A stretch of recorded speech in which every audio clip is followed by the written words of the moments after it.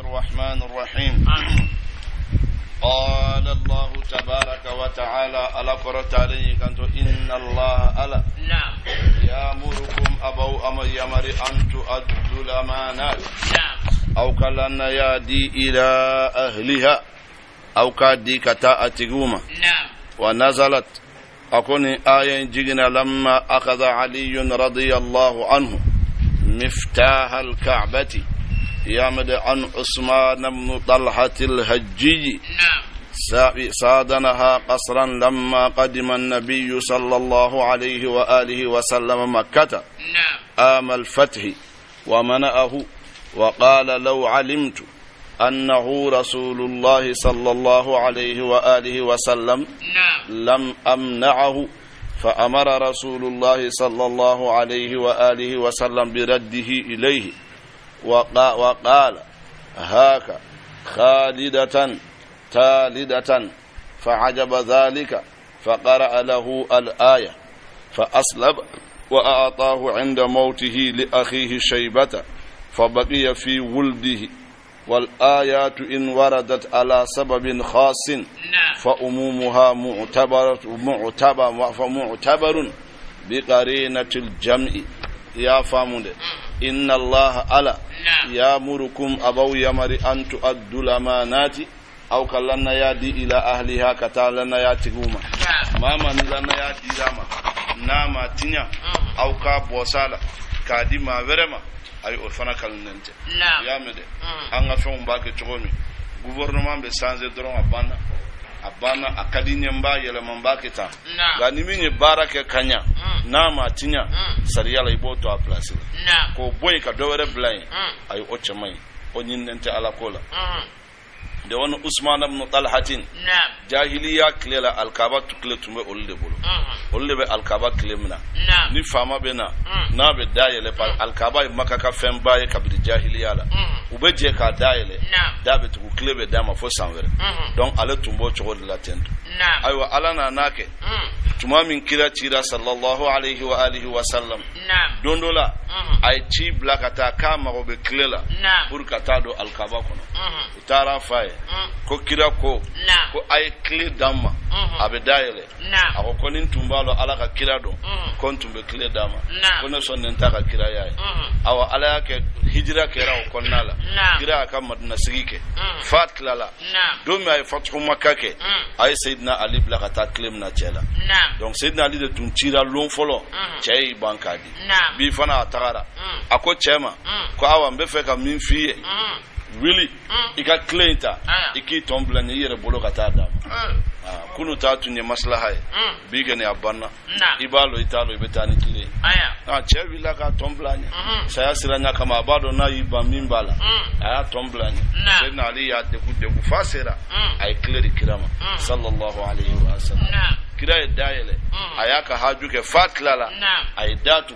akoko Usman ibn Talha tabemi anana kira kama ko hon klena khalidatan talidatan akabe tribolo bada ate bosi hali kola klenka tribolo chada bari bana munani kera kira yani aya inkara ko ala aya jiginka kuni munu malanna yatinya ko kalanna yasu okuma ninde hadama de nyuma nyaay ma dobe hali ni date hakilna kilena ga ibado abisemina ato aka o place ninde anga jamana nunu sege ya me da adina nyamoyo a parti nyamoyo ninde u bese u yere ba don tigi karsa keni absega ni ko inglan kanya me atanga parti la de yae o de be jamana ta kofe me atanga tabulo la de alfana te soye nte here ya me de alako wa idha hakamtum bainan nas naw yakiritiga hadama doni nyogonje anta hakumu bil adli ay kiritiga ladiliyala inna allaha ala ni'ma ya'idukum abawaju minna ode here bihi ni ay inna allaha ala kana asifa ya kara sami'an meli masado basira yeli masado ya ayyuhalladhina amanu ala qawmamunu liman yara ati'u allah ay alabatu wa ati'ur rasula aw kala kira fana labato ya famu ay alabato amma fa summa ati'ur rasul ay alan tafu chomi ay ala kira tafu tendoron awa ni nana me bi kuni mo min ko ala na kira sonna doro ko e flanka fode awa alqur'ana ke ni gando kuni ya ala la batu ika ala kira fana la batu ay be fora ni kelo kalima kelonde letri kelonde foy mayele maka bo foy ala ya be foni ya mariya kelende awa ni ye do wara natika arabu kana o ye ta de ngala ta ke ni bu fara nyon ka fustala wa ulul amri minkum yae wa ulul amri ani kotigu amma fu wa ati ulul amri ako wa ulul amri aha wa ulul amri de wono sharti be ulutala oluta sharti mimbala nu tora ala ni kirako au beto uko ga nu bora ala ni kirako au bu kobla ga ala kira sharti ta ala taala ni ala tani ala tai kelende do o de kadi ala ye ga ni ko ibabo nyona ibi yere segen fu kelende fanado itse ko bo nyona ala ko fa in tanaza'atum fi shay'in nawfara nyongo fe munafarudduhu ila allah aya sagi alama war rasuli an alaga jiba in kuntum nawkara tu'minuna qawli man ya billahi alala wal yawmil akhir wala awbani man la hada duna zalika akoni mufle khairun ode kain wa ahsanu ta'wilan ninde korofocho ode fana kain tanto aw yamen alam tara alaku muhammad atoy ila alladhina qatamu qawma yaz'umuna minhum babisiki annahum kafulu amanu liman rabbima unzila ilayka kamu najigina e muhammad kawama unzila an min najigina min qablika kago e muhammad ne yuriduna ya kanude an yatahakamu ila taghuti ya mede kafu beta kiritege ukaboli nyamugo nunu bara wa huwa ka'b ibn al-ashraf ninde yahudiya nyamugo anyo malan kolon tunte madina ay ala kira segen kojugu ale de kalube halsa masima farnya kajo ala ya danga ka yoro danga luimbe kolombala nyafo ya saro na sini anyere tagara yino antara fo yorena nyere ni dotu me nyogonfe atigi na sera yoro la be photo taki moko karane mbate abe photo utata la hamenyanka la min bashir ale de tundu amana abe photo ta nga ansera yoro la ngita photo ta kwa le te yan photo dawa gojaga ala ka danga ka jugude kampay ka dugu kolola hali duna reportage kala bana yoro la ite mo si hala photo wala fenta ka abu ibn al-ashraf ale tuye madina nyamoy do mi ala kira bena madina sallallahu alaihi wasallam mo si ma jenay hali madina abe madina chamanchetla ka khawari duala ka bajo o mo danga to masoro folo aga rofle halsa ala kile kolomin tumba ka luko na fa abdaba chokolat aku jina tayba filen la le yentento mo be ta yoro ne ka waju sabula fanga min tumbala daraja min tumbala na for ode laban fleta ni etara bi hakilisi ibado ko ala tande etinyai ya famu atoko ka'b ibn al-ashraf ay kira sagan ko juga ala ka danga baka ala ko waqad umiru ya mariyara an yakfuru bihi uga kafiriya ala wa yuridu ash-shaytan ako shaytan ya ala nyine an yudilla wa bula fil dalalan bayidan fil minna yurkaja wa idha qila lahum nafaru yata'alu ayna ila ma anzala Allah kata ala yafamu nadri wa ila ar-rasul anaka chiba ra'aytal munafiqin ibe nafiqin nununya yasudduna ububana min sud anka kabo ima sududan banamina fa kayfa ago chogojuma idha asabatuhum musibatun awani koroboko ni masiba yausoro bima qaddamat aydihim uyarabbulu yamin bara summa ja'uka okofa ubena ikirama yahlifuna billahi ubuka li alala ina radana ankin mafuila nyini illa ihsanan kunakara nyali وتوفيقا أن بنسمة أولئك الذين أولئك مغوي يعلم الله على بعض ما في قلوبهم فمن برزقنا لا فأعرض عنهم أكي بنامين كابوما وعظهم إكو واجو وقل له بكافو قولا كما كان يا فمده بليغا منا دافلين ناسيلين أبن نبلا دسكونا على قوة ما أرسلنا أو على ما تشيلك من رسول تشيدنا إلا ليطاع فتشيدين كلبتو بإذن الله نألك جنة ولو أنهم إذ ظلموا ألك هل نقولك ويركون تونو جاءوك إذ ظلموا أنفسهم نيركون تونو جاءوك unanima ay yatahakamuhum ila at-taghut ja'uka unanima taibina ubeka tubi ka jurumin toy fastaghfirullah uye ala ya fadili wastaghfara lahumur rasul ala ka chiba alai ala ya fadili uye lawajadullah kubasar ala kin odon tawaban tubi mina masadu rahiman hina masadu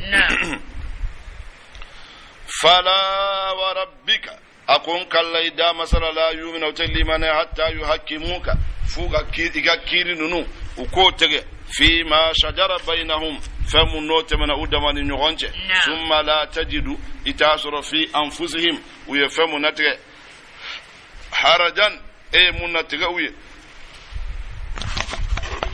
mimma qadaita ikakilla tigala wa yusallimu ubeson kason tasliman sonnina alako walau anna katabna akoni an kunya fardaya alaihim usanf an anfusikum uyarakuna aw akhriju wala min diyarikum aw aniqtulu aw kafagalike anfusakum aw yarakuna aniqtulu aw kafagalike anfusakum aw yarakunna aw ikhriju walma aw kabo min diyarikum aw kasu kolnala ma fa'alu akuta bara illa galilun funakira doniya yamede dinin tunkera fardai doni de bula minum beso katu yamariyanko minhum abu yamede walau annahum fa'alu nutunyake ma yu'aduna bihi utunte wajuna ilaki lakana khairan lahum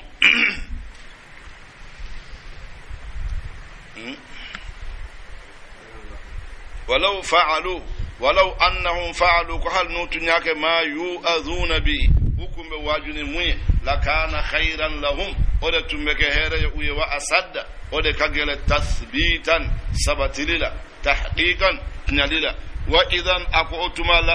atainahum min ladunna ambina duma kabo on yora ajran aziman sarabala wala hadainahum ambenu kana siratigala mustaqiman min naklenendo ala ko man yuti illah nimo min alabatu war rasula anaka chiba wa man yuti illah nimo min alabatu war rasula anaka chiba fa ulaika umghununu ma'an nabi ma'al ladina olu faralembe mogoka an'ama Allahu alaihim ala nemake mogomununka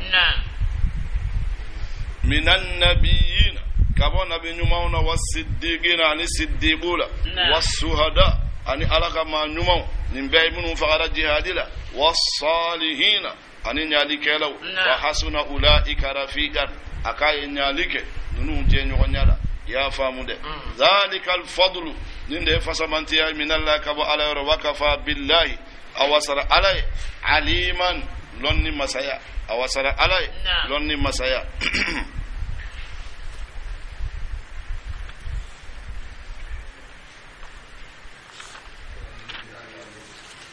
alaku ya ayyuhalladhina amanu bani yurla iz an'ama Allahu alaihim minan nabiyyin was-siddiqin da wannan shaykhuna Ahmad Tijani radiyallahu ta'ala anhu yalo oluka kuma ye uka kuma de na'am emin ta famu ni ya takiba korere mai ka famula kalankela uba donc ni iben daga kan fole la ibi ni dungo de fola nga ulube min fola etolo ni aya sarhala abe kuma na abayira kafo na'am ko ruhi wa ruhun nabiy sallallahu alaihi wasallam ka hatani na'am wa ruhuhu yumiddu al-anbiya wa ruhi yumiddu al-awliya aha nklobe dole mankana ulona kwa shaki jani raso na kwa nabiya mabba aha madadu mi fola yono ko debe madadu korolo na'am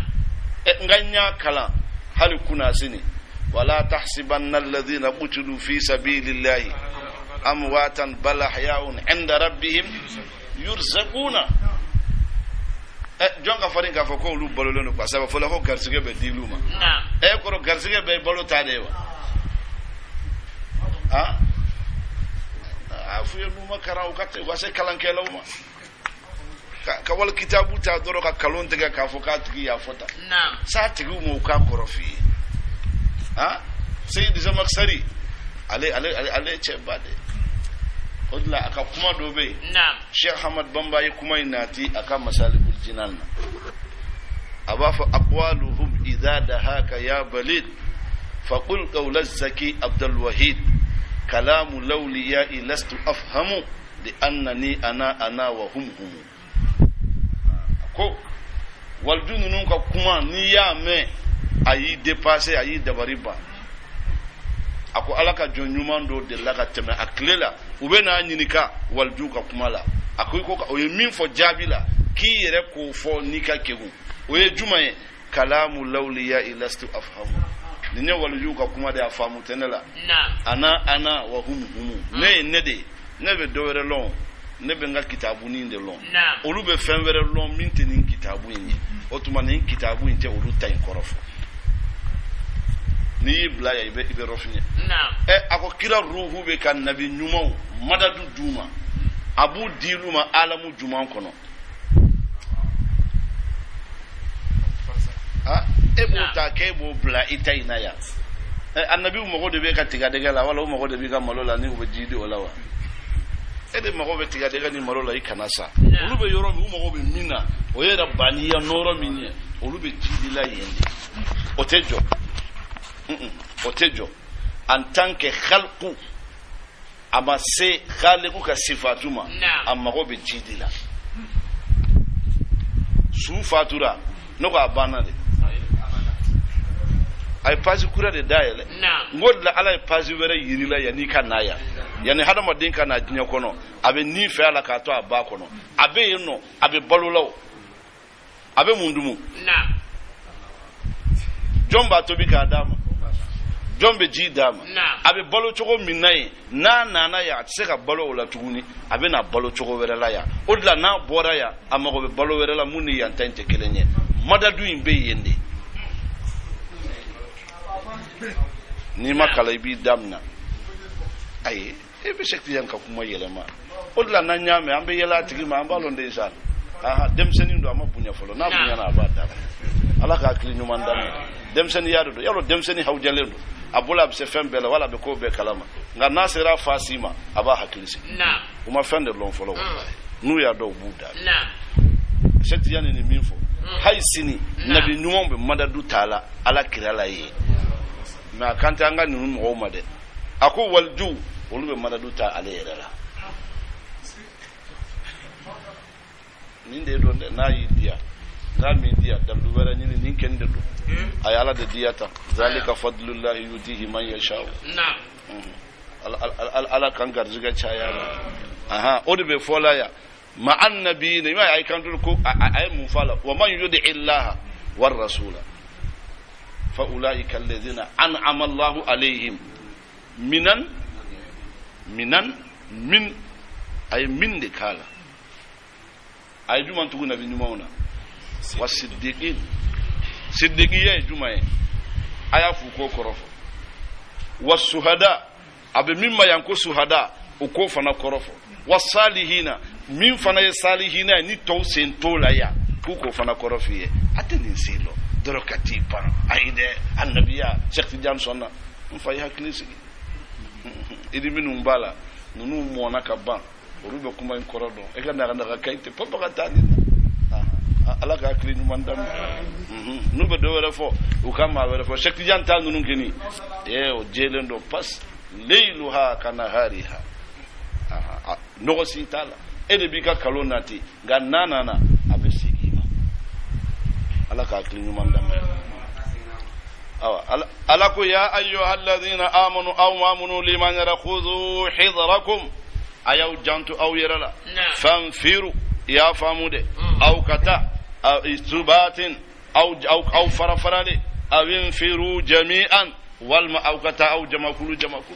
ay ta alaka dine nasi aw ga alaka dine bara aw kilin aw be yoromi wala aw jama be yoromi wa inna minkum aw qalu abi awla lama la yubatti anna ma minum buyira la sumaya ya famude nin barala fa in asabatkum musibatun ako ni koroboli ko yawsoro ibama qad an'ama Allahu alayya alay nemadinama idh lam akun ma'ahum shahidan ne wata unofe nin tuntara ni munnu soro dobe ne resoro ngam kuna diara ma kenyana wala in asabakum fadlun awa nuye fesamanti ya soro min Allah kabo ala yoro la yaqulanna abeni kanto ka allam yakun bainakum inafa atumake wa bainahu an yu'azim mawaddatan kanula ya laitani ana tabone fa kuntu ma'ahum nakun kasra nunun fa afuza bena kuna dia fawzan aziman kuna dia bala da wona labe duna de nyinina alaka aklinu mandama alako falyuqatil fi sabilillahi ay kalaka alaka sirala nawbe min bara alaka dine o kakaw hajuye ya famude alladhina yasruna alhayata ad-dunya minhum beka duna nyana maya inde sukandi bil akhirati lahara sanfe wa man yuqatil mughambe kalaka fi sabilillahi alaka sirala fayuqtal afara aw yaghlib walma ayasesoro alako fasawfa nuti ambe dili kama ajran aziman sarabala wa malakum munde awsara la tuqatiluna aw tekeleke fi sabilillahi alaka siraka munde la aw tekeleka ala wal mustad'afina minhu la fulendo min ar-rijali kabo chawla wan nisani musaw wal wildani an damsanuna الذين يقولون ربنا أخرجنا إك أو نبو من هذه القرية الظالم أهلها نندق من يركون تونيو على أن نبواكونا وجعل لنا إكاك أو من لدنك أيرو وليا إكرس لبغا وجعل لنا إكاك أو من لدنك أيرو نصيرا دمنيو إكا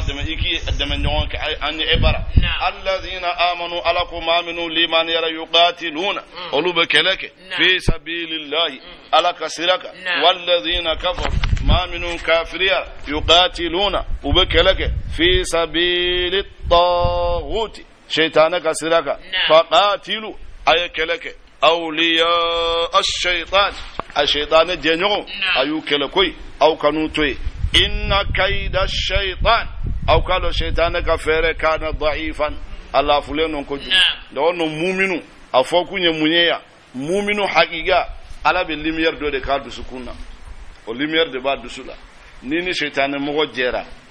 halna ko abe fere do day koro kabra kumato ala ba yiri la koni kuma nyin kalonde ibo famo ala ibo santi ala o liman ya noro abe du sukuna hal ina tigi au ka je kabra damna na be laban to me ala ba yiri la o la ko inna kayda shaytan kana daifan ganiya shaytan ga fere sera mo la doro awa akacha ala fe ire fanaka limani ya majeya kosobe na sabatira aya tsega foikila na dura ala ben lumière do dima ibe ba ko kalama ni yoromi alam tara muhammadu nugo imaflalega ila alladhina qatamu qawma qila lahum afaramun yakuffu aydiyakum ayaw bulumina wa aqimus salata aw kasali sabati wa atuz zakata aw ka jakadi falamma kutiba tumami awajibira alaihim usan fa alqitalu kale idha fariqun minhum daga jamakulu kabo mo nununa yakhshawna ubisira annas hadama dunya ka khasiyatillahi inafu ala bisiranga hanga ke ala ya chugoni awa shadda walma akagele khasiyatan sirana wa qalu uku rabbana aunda masa lima katabta alaina alqitala mundela iye kelen wajibi ya anka laula akhartana itumbe munya awnya ila ajalin katasi wati madaribin minka sunu qul muhammad afu mata'ud dunya damu qalilun doni wal akhiratu la ara khairun udaka liman ittaqa ma min nabisra alani wala tuzlamuna aku auto tonyo fatilan ntamuru farahake fatil o ntamuru kulu farani mi bela sanfe afu fode mako fatil aku fegenya hake akala te ma tonyo ola yalo kini o kiri dafalenya de أينما تكونوا يدرككم الموت نوب يرو أكو سيا ينبو سرين سيا كني سيا لتوقف قدام كربا أتبرسي ما أتيجي نعم أقول بلا تبي بلا كون نايا على بتندي أتيني أتيتا نعم أقول بلا na fore ka wati sera ni yorado asigilendro abafo kari ayidi buri be na soro yeno makara teria de sene be bele bode ala tay na kunna foi tabas abedo wele kuto sanfe sanfe abedo ka saya bla yende tatrati atika nyana maya be amadeli ka do avion ko bana ba sigen ka sige abal ma patron do be na fodoro ba fo ko sanki ni lo nga biye da ma ko tana itinisi avion be wuli san fedora ba fo ntumbe ma ko na yan tabe nyana bo be sigina na yiwele yoro min keni be tamen wala fa aina ma takunu yudrikumul maut aka bo soro yembe abe abo soro yenno yame ko ala aka soro nyumanka angala delol walau kuntum hawna tunkara fi burujin musayyadatin aw be palais d'économie gardile no kateme fembe la aglane ka garde ka korota a fambe aw bay yende la na fo itabal aya wala sha'ira ka fatuli Sheikh Abdul Hamid Kaski abe fatuli nya fola kuma mi sha'ira dalabe hôpital min kono gardi hakke minum bala docteur nyanama minum dirile ba kuna abu be wele ku wele ako autumbe mi tuma mi Azrail be na ni bosala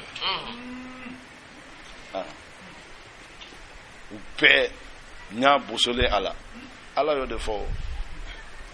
إذا بلغت الحلقوم وأنتم حينئذ تنظرون ونحن أقرب إليه منكم ولكن لا تبصرون أكو ناصر كبا أو بتنتلي أكا أو نياتي فويلا أني أو تتون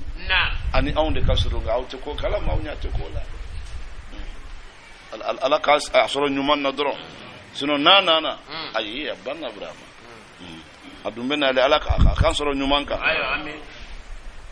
wa in tusibhum hasanatun nyuman yusra yaquluna ibu kam hadhihi min indillahi nimbora ala yara wa in tusibhum sayyi'atun ngani juguma yusra yaquluna hadhihi min indika nimbora ekira yara qul muhammad afa kullun abela jele min indillahi abu ala rahmani haula'i alqawmi nimghonu keni make la yakaduna ube nyini yafqahuna hadithan kube kuma kanunu famu ma asabaka ni fami nisoro min hasanatin numanna famin allahi obora ala yoro wa ma asabaka min sayyi'atin ga juguman keni famin nafsika yere ka bara de yala sima ala taala wuli ka juguman se masima ni juguman soro dore ka bara de yala sima ya famu alako arsalnaka anye ci lin nasi hadama don ya rasulan ci denye wakafe billahi awasara ala shahidan sere man yuti'ir rasula awa ay kuma ina mayande man yuti'ir rasula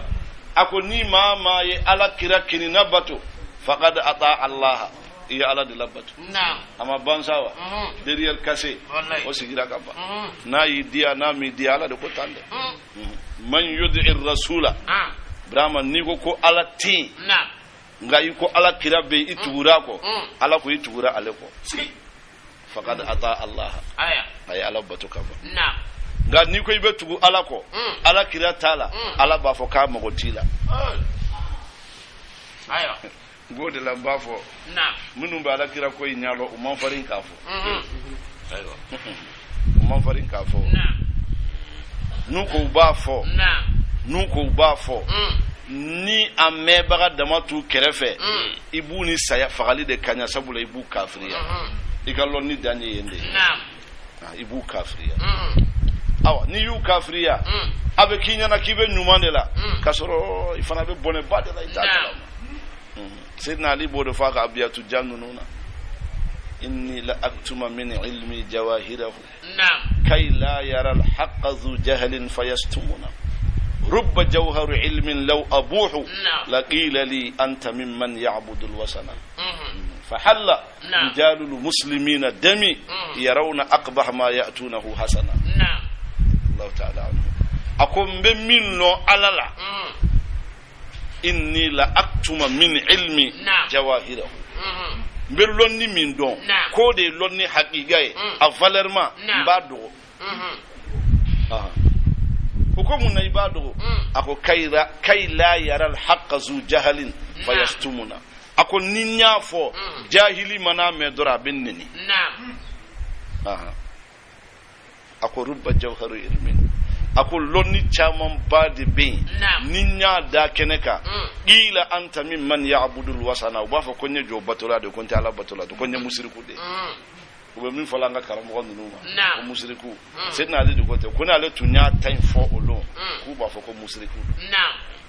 akuba ute dawma de fa halla rijalul muslimuna dami islamaw dalimbe karamo mununa olu ba fa ko fagali dagara yalla serani yoro masal ako aqbah ma ya'tunahu hasana ubeka bara jugu munke kan kafiriya ka nyini kan faga ube kila ka nyini ko lu ye nyali kelawde man kuma yime o kuma allon alalon subhanallah aya suno nin kuma ifamu mandi de man yudi ar-rasula faqad ata Allah na'am ni ma min ala kirala bato kana ala nyini tugu iye ala la bato ala kirala na'am لازم ارزقته حقيقة الكون عين الذات طلعتها نعم إفاضة الله نور الله حقيقة الكون عين الذات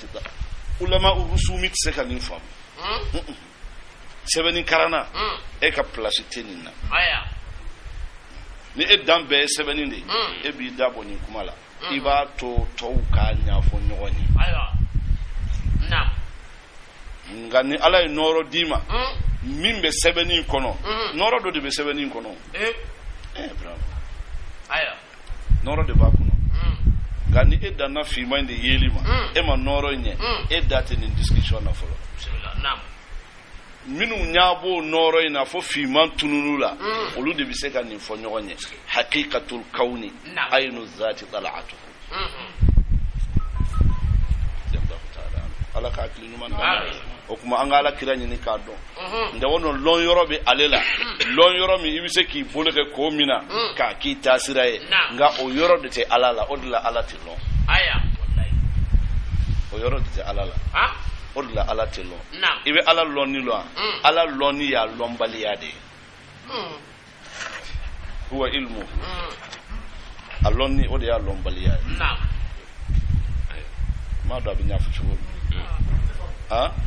anate fama ngana tandi ale masanke na ngata ambe min fama ngo ayo bismillah nam ala ka akili ni manda ako wa man tawalla nima munyi bana minika bo ekira la batulima fama arsalnaka alaihim hafizan aw ma echi eku koroside wa yaquluna ibu kam ta'atun laka anni labatu fa idha barazu min indika nu bori yoro bayyata ta'ifatun jama kulube dogolike minhum kabula ya famude ghayra alladhi taqulu ube fem min fo ube dogolake min toye wallahu ala yaktuba basib ma yubayituna ube ka fem nun dogola fa a'rid anhum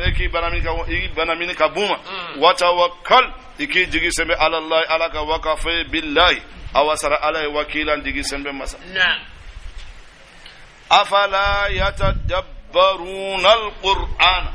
ala kuno go tiga qur'ana jate minade walau kana min indi ghairi llahi nogo na bora fende yoro famun tunte ala la wajadu fihi utumba sura kono ikhtilafan kathiran fo nyogon ko chama fo nyogon ko e juma yede do fana maseka ninde famu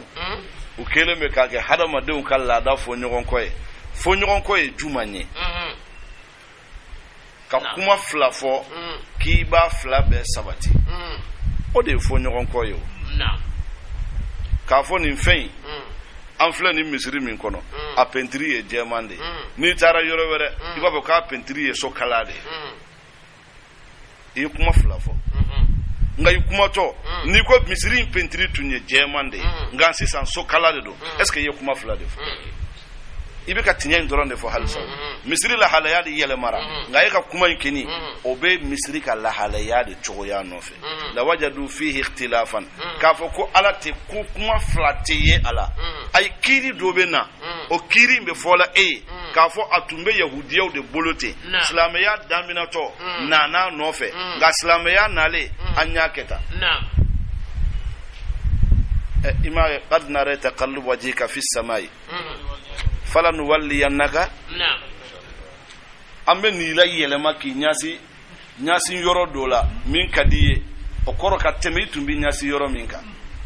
do bi so ko nasi ko ni mansugu te qur'an kono ala te kuma fo ka dowere nati la ila ko de be alla ko lo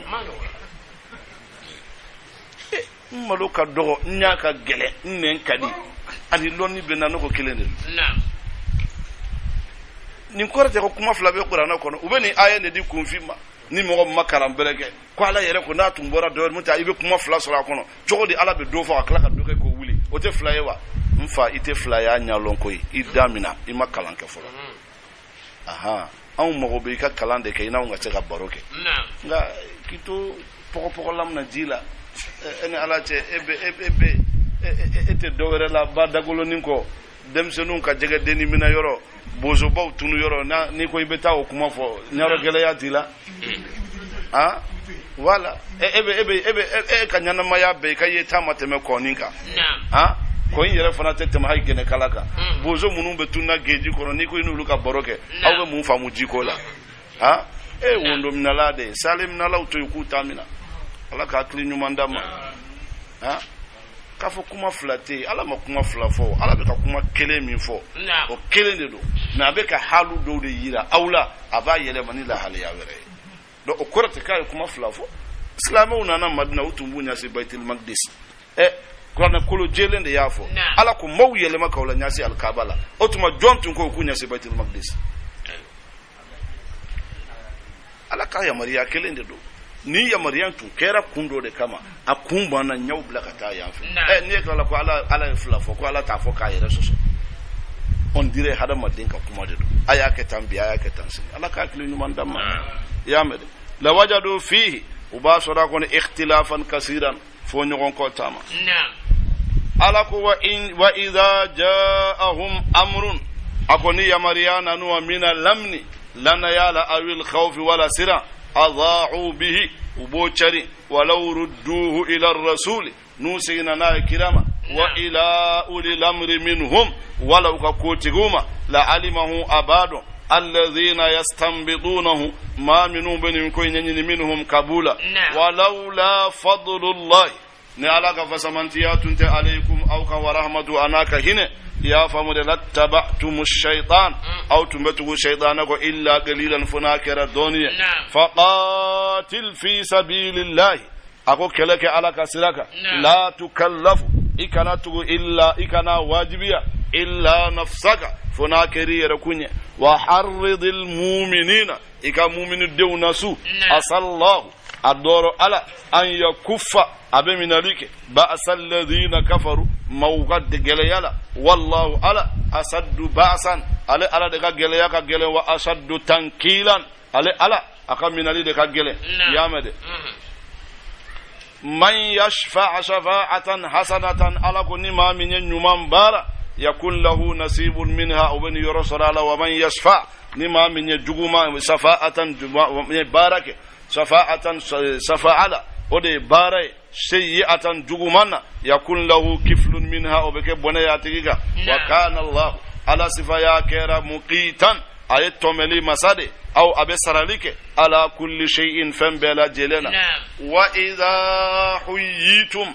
على كنو فورا بتهية النفولية فحيوا أي سكوسينك بأحسن منها من كين كتم من فورا أوما أو ردوها والما أو كو هككني أو كو سجاتيما إن الله على كان أسفا يا كيرا حسيبا فس مسادو على كل شيء فنبلا جلنا يا مد نما يفو أيفو نكما كم منوني أديا أنا تشويا إيركا فوني أتشوي يا مد أيفو ني أداي إيركا فوليك أيا تكبوكا ديما كني بانكا تكمنا سلام نيمان توكي ya famu na yi fochomi igeleya nima abunyaka tama tanka atanki ni iko hake dama da wannan foli hadama dinya ta masere folo de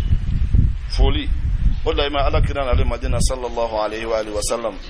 ya sabada ka wasiyaula hayfen kuma kannani ne folo tu nyona ako wasilul arhama wa at'imut ta'ama وأفسوا السلام وقوموا في الليل والناس نيام أكو أي سنجي تقو أو نيونجي أي نيونا دوموني أو كدومونونا غانين فلابسو دونغياني فنجوماني أفسوا السلام أي فولي تشاري أو نيونجي وأو كوديرو جامعو دالك سنوغو aw ka wuli sufi aw ka sali aw ni ala cɛla filɛ aw n'aw yɛrɛ cɛla filɛ ɲɛnamaya kuma bɛɛ fɔra la k'a ban aw cɛla bɛ ɲa cogo di aw k'aw bolofɛnw di ɲɔgɔn ma nka o bɛ se ka sɔrɔ cogo di o k'a sɔrɔ foli kɛ ni o baw ni ɲɔgɔn cɛ i ma foli ko ɲuman sɔrɔ mɔgɔ min na yala i tɛna fɛn sɔrɔ o la dɛ wa hali n'i ye fɛn sɔrɔ a la a tɛ kɛ bonya kɔnɔ foli ye hadamadenya tagamaseereba de i gɛlɛya i ka kɛ folikɛla i ma a ka hadisa wɛrɛ la a b'a fɔ ko aw tɛ don alijanna f'aw ka limaniya walan tadkhulul jannata hatta tu'minu walam tu'minu hatta tahabbu aw tɛ se ka kɛ muminu jɔn ye f'aw ka ɲɔgɔn kanu a yɛrɛ tilala ko afala adullukum shay'an idha fa'altum tahabbtum aw taw lon ka fɛn dɔ f'aw ye n'aw y'o kɛ a bɛ kɛ sababu ye aw bɛ ɲɔgɔn kanu sahabaw ko iyo a ko afsu salama bainakum a ye foli cari aw ni ɲɔgɔn cɛ foli ka ɲi dɛ nka e jamanen don hayi foli tɛ se yalo malankolonya tagamaseere fɔlɔ y'o de ye quartier kɔnɔ dɔw fana tɛ se foli la dɛ i mana hayi dɔw fo jaabi ka gɛlɛn u ma awɔ n'i ko kari ne min fɔ cɛ n y'i jaabi dɛ yalo nin ye malankolonya dan ye i y'a jaabi a ma mɛn a k'i ma ko n dun y'i fɔ yafa n ma walayi a bɛ tɛrɛ i m'a mɛn dɛ i bɛ foli segin a ma nka i bɛ tila k'a jaabi ni kumakan goma ye tugun ni ma jaasilen de ne t'a fɔ i kana fɔ tuguni silamɛya t'o fɔ nka i kɔni k'a dɔn i ni ma jaasilen de bɛ sigilen yan'a ka kɛ mɔgɔ ɲuman ye ne y'a ye e kɔni k'a fɔ i k'i jigi d'a kan ale mana ban melekiyaw b'i lamina i kana fɔ i t'a fɔ e fana kana fɔ o de ka jugu o Cheikh Tidiane Kote radiyallahu ta'ala a b'a ka kalanden fɔlɔw la bilala tuma min a ko n'aw ye juguman sara ni juguman ye ko ɲuman bɛ kɛ tuma jumɛn ni e ko i ye maa ɲuman de ye ni maa jugu ye juguman k'i la e ka n'i ta sara ko n'o kɛra ɲuman bɛ kɛ tuma jumɛn walasa ɲuman ka kɛ ni ala ye juguman kɛ e ka ɲuman in kɛ a ko n'aw ye juguman kɛ ka juguman sara ko tuma jumɛn ɲuman bɛ n'a kɛ o kɔrɔ ɲuman tɛ kɛ ala ka jɔn ɲuman ninnu bɛ ten Hasanul Banna b'a fɔ ko silamɛ ɲuman k'i bɛ kɛ i ni jugu k'aw bɛ kɛ i n'a fɔ denmisɛnnin ni mangoro ju bɛ cogo min denmisɛnnin ni mangoro ju bɛ kɛ cogo di denmisɛnnin bɛ kuru de ta a b'a fili mangoro ma mangoro b'a den bila ka bin a kan a b'a dun a ko silamɛ ɲuman bɛ kɛ tan i jugu b'a k'i la e bɛ hɛrɛ k'a ye awɔ nin de ye mɔgɔ ɲuman ye mɔgɔ ɲumanya man nɔgɔn dɛ k'a fɔ n ye mɔgɔ ɲuman ye a ka gɛlɛn kojugu a ka di da kɛ na da la kini i b'i yɛrɛ fara mɔgɔ ɲumanw kan wa i ka ɲamakalaw b'i fara mɔgɔ ɲumanw kan nka walahi i yɛrɛ b'a dɔn i ma kɛ ɲuman ye fɔlɔ ala bara ɲuman a man nɔgɔn dɛ sa kɔ min don a kɔ in man jan mɛ a woyo ka bon a man jan a tigɛli man jan a woyo de ka bon bɛɛ tɛ se a kɔ maa maa ye juguman k'i la i gɛlɛya e ka n'i ta sara mɔgɔ si la wala kira ye bɛɛ danni nin de sallallahu alaihi wa sallam don dɔ a bɛ Madina a bɛ taga la ani sahabaw bɛ ɲɔgɔn fɛ u tɛmɛna yahudiya quartier la yahudiya dɔw borila dɔrɔn k'a ta ka doroki kɔfɛla ma k'a tufan fo doroki ɲa kan jogi a y'i yɛlɛma ale tɛ filɛli k'a kɛrɛ la tan ayi k'i kɛ tan o ye sɛtanɛ ka filɛli cogo ye awɔ mɔgɔ ɲɛnama t'a kɛ awɔ n'ale b'i filɛ a bɛɛ de b'a tirimi awɔ wa ala tun y'ale sɔn a mago tɛ kɔsiri la a ɲasilen ɲɛ b'a la cogo min a kɔsilen ɲɛ b'a la a mago tɛ kɔsiri la nin kuma bɛ dɔw dabari ba wari e tɛ chauffeur sigilen arrière bɔra ka sɔrɔ a ma kɔsiri chauffeur de hala ka baara tɛ dɔ de y'a dilan k'a d'a ma n'a fɔra ko ala de ala kira ma a tɛ bɛn i ma ka juguya dama tɛmɛna ala kira tun mago tɛ kɔsiri la a ka hayatu nka a y'i kɔsi a ye cɛ filɛ cɛ k'a ma hey e tɛ juru sarala ye i ye juru t'an bolo mun na i ma sara a ko cɛ ma tiɲɛ don ne de ye juru ta i bolo nka n bɛ juru ta don min an ye date de sɛbɛn an bɛnna kan n b'a sara waati u ye akidu labɔ date in labɔ u y'a sɔrɔ date ma se o ma bɛn sahaba dɔw ma sidna Abu Darda ko ayaw jombe na san o burla ka ta juri nta kana nae ay che ga na furu dam ako chema me min fiye ite tade ika juru dati tumase iyanga kira tufan ka kan jogi ambi kan jogi amanta sa sahaba be kan to hatte chei kan to kone makaula konya ka uka kira nya bala sahaba be prelendo mina tasaral de do ayre ko chema ko ye dande sa wan fana ban tasara che ko yerewa akwa awo che ko tuma ayen nyini kam munan farnyara kanin kila akomu akonya karanga gafe kono de ko emana ti tasara dan fensila o lan farnyara kitoni kira ko yemin kala o de tine isen tasara che tu bira dona afara luka akara salam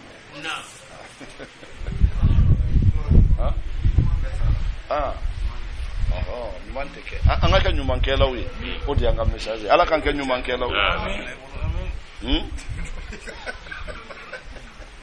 ala ko Allahu la ilaha illa huwa imaye kira tumata juruta chain bolo ko dese balo abado ala ni ka tubi don ale ka juruta de lani o de abla katata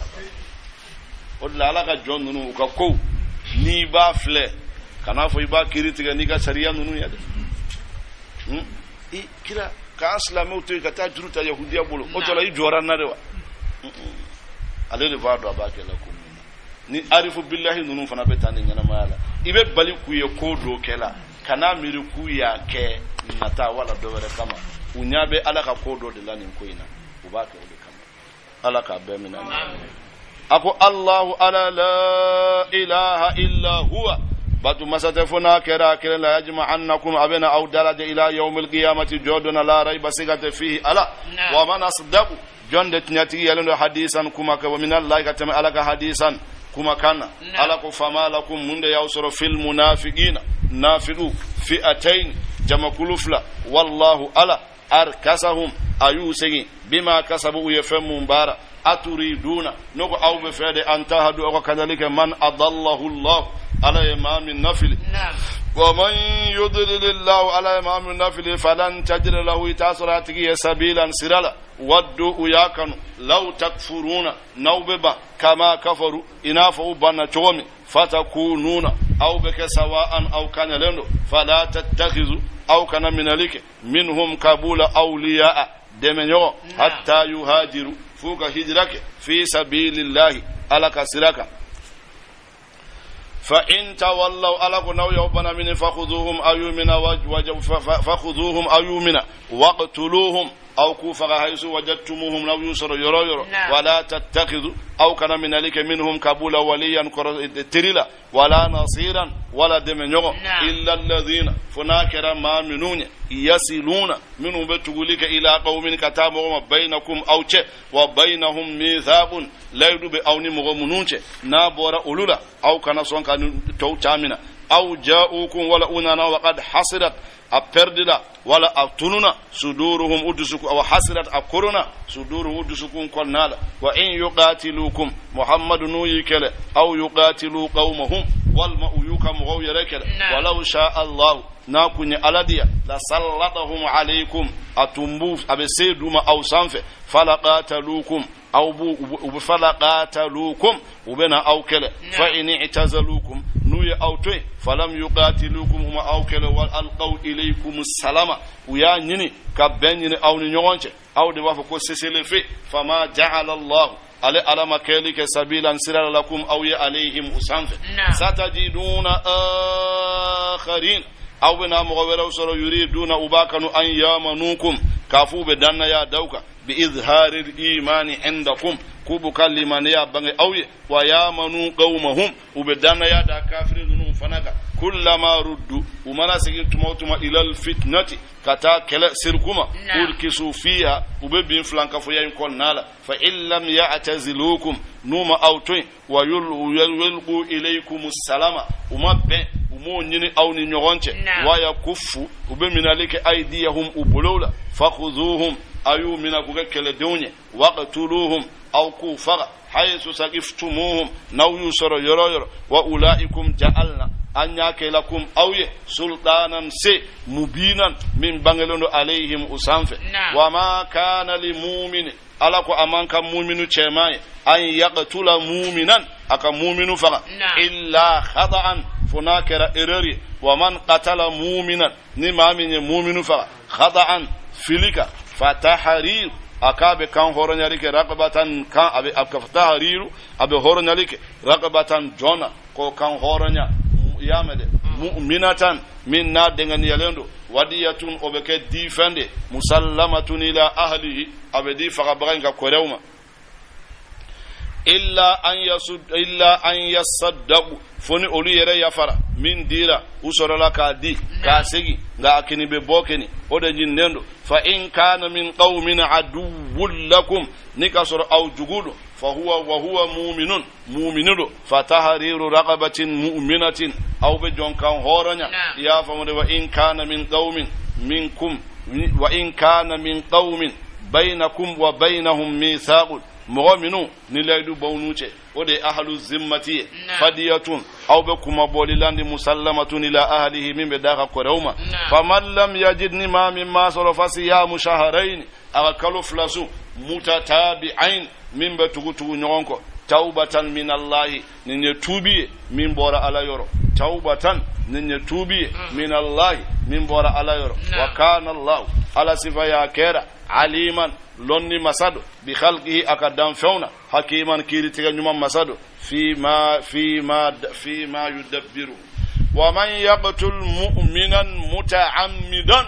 awa terrorisu ayni fu yow kalame munum bu yere to wala ko jihadu ala ko ni ma min mu'minu kelen faka muta'ammidan ki tugu fajazaohu jahannam ala ko tigi sara jahannama doronde sans intervention ya fatala fo itala kata bomti mo wala misri kono awa bana iyere ka iki klasi la be jahannama konnala khalidan fiha ala ko ibe dume akonnala wa ghadiba Allahu alayhi o ka junga teme jahannama ka ala ka danga o fana ka jugu ka teme jahannama ka wala anahu anaka danga o fana ka jugu ka tema ka funuka wa addalahu ala ko nimbe ko fa yala be atigi azaban aziman akula jaba min kabu ayo afu yada bo dem seni munu negana ka tubla yere fala ko aljanna alqur'ana ken ko jahannama de buye alqur'ana ko jelen flede ako jahannama de baye wa man qatala mu'minan muta'ammidan fajazaohu jahannam kaslama usoro misri kono kata bomtiula wala kata kar kono do italo mu'minu bala mu'minu tala kata bom siri yere parce que kibe jamana mon o kafiri jamana iyere faga fu ikaduna tiana ikala haratiana wasin lahara eka kiri yere fladi parce que ibem na ki yere faga et puis a façon fana slamete sala sukande ay mo ya yere faga ni sala suka ifana yere faga kitu ka yere faga ni sala suka ndori ifana yere faga na it is aswalte ka suka parce que alati ya fama fiu ala kwati ya famunu ma ba awa ayeni fotere rusuye uka demsenu negani dabla kubla halakilla jihadi fora tinyado nga aunga ninma yere faga laga toyay ninte jihadi yede ninye hila kude ki yere halaki suno jihadi fora mo jihadi bena watude jihadi bena watude ala kira sallallahu alaihi wa sallam domi uhudu kele bana wala kuneni kele sahaba torolim ba usengene kira kuma kantala jihadi fitinna kamena ta jihadi ba uko kira jihadi juma be bunya ka tumeninka ananga famuru anjugu banka uyo fembe kana anjogine kira ikando ko mujahadatun nafsi kase kini kun yere kele ka ba dingula ako ka bon ka teme famuru taliga ka ta jugu fo efle banku détourner la ini bombosi no ito dabla folo achama be sajo Allahu akbar ini bank directeur ngana to ka baroke nu yu dabla do ka dossier la haula wala impôt nyamo sa ziba chama be bombosi peinto e ka glan kanya ta donner bureau kono banque la de ayi abe fembe fe fo jele yalo te here wala ni be jihadi ke iyere kele folo ko dabla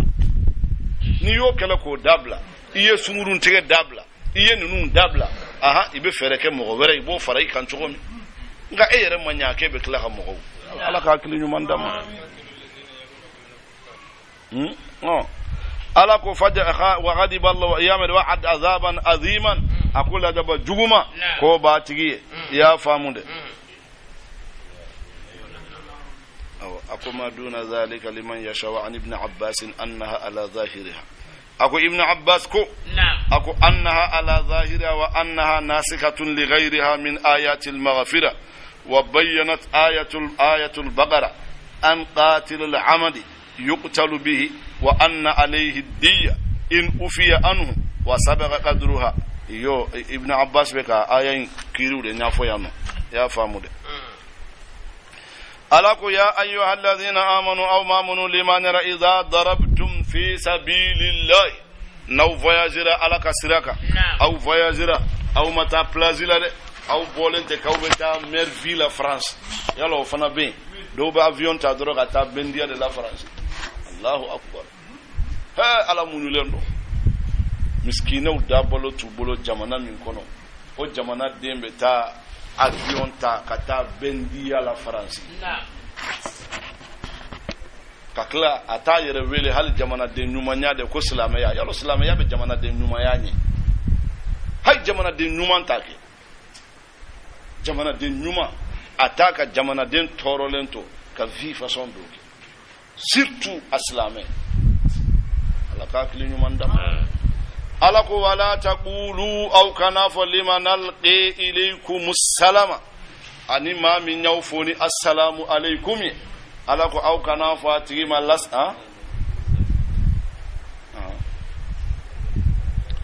aw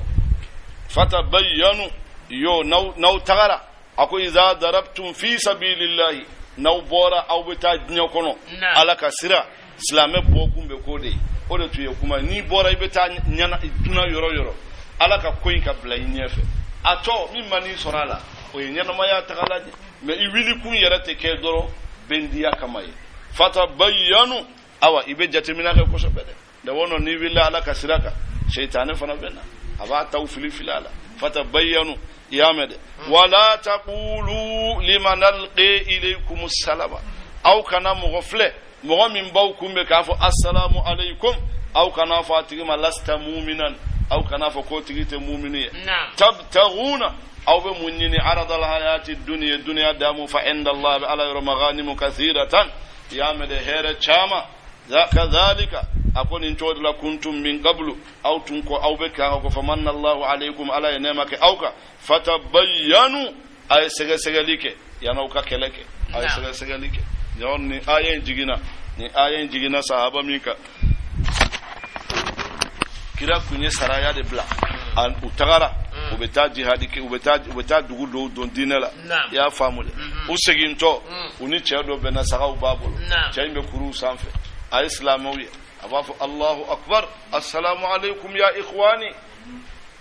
bafu alakabo mbalmo alaka kisi bawka daro ko kwa yi ko islameteni yoroina kabe trabeni fola angana ka sagawde bosala doroge chemna uya fa uya ka sagaw genkana unana ko mi kira ka sunnatu nyore sallallahu alaihi wa alihi wasallam ale yere ku mana voyager na aba kle madina misrilari ubebe na korala kabra bora madina domi fa segina kana fen kera sirala aba be contrandi ke minun tume madina lumata awo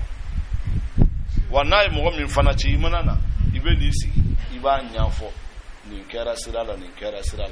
ulla karamo banu nun chama iba tira mo go buno chero mansur an aleku yo cheba chero mansur an ni chero kumbora tamala kana na yisi uni mo hakemi nyonye mo hakemi yidita chero dona dugu kono adona ermi ayebatu hakemi ke atse kasoro se asebere ntabu ayi awo na ba fo fi de bari be ayi asebere ntabu halu nuye kalo kele ne ke tagamayina usira yoromi uklena yoromi cerno minke ana usaga ala ga chawbe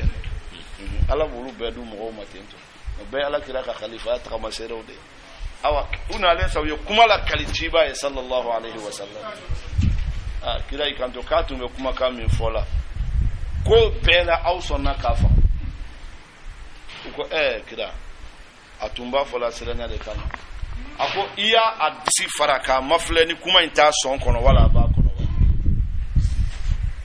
atara ko akira ka akama katadata sin lahara in la ilaha illa allah ba ke tugodi o fo ba yuso na ko faga ni kuma kai ni mina alabara o ba ke tugodi kira fla fola ka sahaba de la ilaha illa allah kuma kan sin lahara ino mana jo ala nyakoro kiya fo ba faga ba ke tugodi an flo le kafiri yara longo an budo na jahannama an ata men yon sura ina ala sona Allahu akbar ala ka klinu mandam ya med ala ko inna allah ala kana sifa ya kira khabiran kibariru masaru bima ta'muruna wa bika faminun bara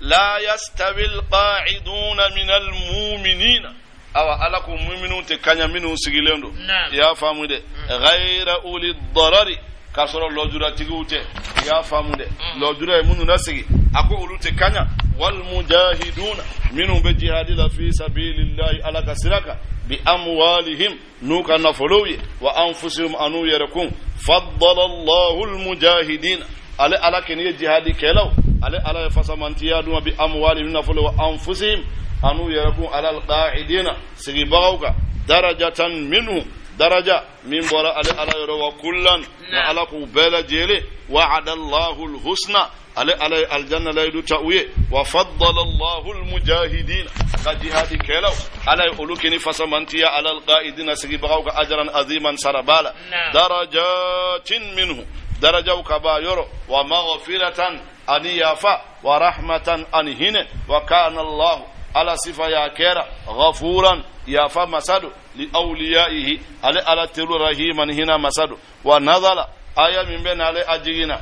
fi jama'atin aslamu wa lam yuhajiru faqatulu yawm badrin ma'al kuffari yaman alagu innal ladhina ma minhum tawaffahumul malaikatu milik yawd binu fa zalimi anfusihim ubu yere kun tonyo ya famude ubu yere kun tonyo u yere qalu uko fima kuntum aw tumbemi qalu kunna mustad'afina ugo antunye ma la fulonde ode yambali kabo ajizina an iqamati ad-din fil ardi maka konnala qalu alam takun ardullahi nogo alaga dugu kuloy make wasi'atan afaralendo fatuhajiru fiha ay hidrake aw katay فأولئك مأويهم جهنم ننو سبتيور جهنم يوساءت أبردلا مصيرا ولبن يرو إلا المستضعفين فناكر منه لا فلان تنيلا من الرجال كبو تشول والنساء مسو والولدان أن الدمسنو لا يستطيعون سيتمنو يحيلة وتفنغتولا وتغفر فناتك وببو تشومي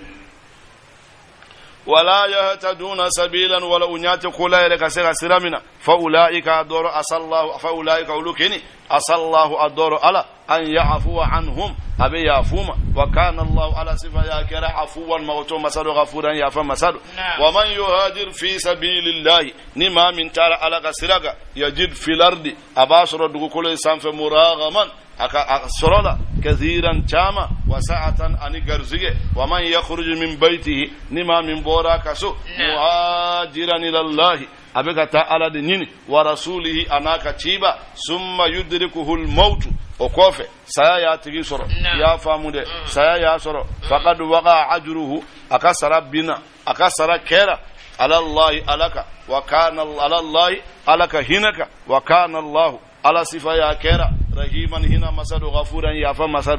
وإذا ضربتم ألك نو تامر في الأرض دغكل فليس عليكم جناح أكو جرمت أوكا أن تقصروا من الصلاة أوكا سلسبتي إن خفتم نوسرنا أن يفتنكم الذين كفروا وكافروا بنا فتنة أوما نوسرنا كافروا بنا فتنة سوما أو باسته أوكا دوبو سلا إن الكافرين إكادون كافرين نونكني kanu ukera aduwan jugude mubinan minka jugu ya banu lakum aw mu'minun wa idha kunta fihim ni muhammad bu chela fa aqamta lahumus salata ay salida minanuye faltaqum ta'ifatun minhum ako jamakulu kawili maaka muhammad be yoromi wal ya'khudhu ukaminalike aslihatahum ukakeleke minauna fa idha sajadu nuyu tentu falyakunu ukake min waraikum uluga ke salikela nunu kofe ukujo ka minaumina wal tati ta'ifatun ukhra ako jamakulu wele kana lam yusallu minutum masali falyusallu ma'aka ulunika sali wal ya'khudhu ukaminalike hidrahum ukaminauna wa ukajantulila wa aslihatahum anuga keleke minauna waddal ladhina kafaru kafirun yamin la nyini law taghfuluna naw yaw jambo aw ka keleke minaunko idha qumtum ila salati naw willa aw bisali aw yakeleke minaumbla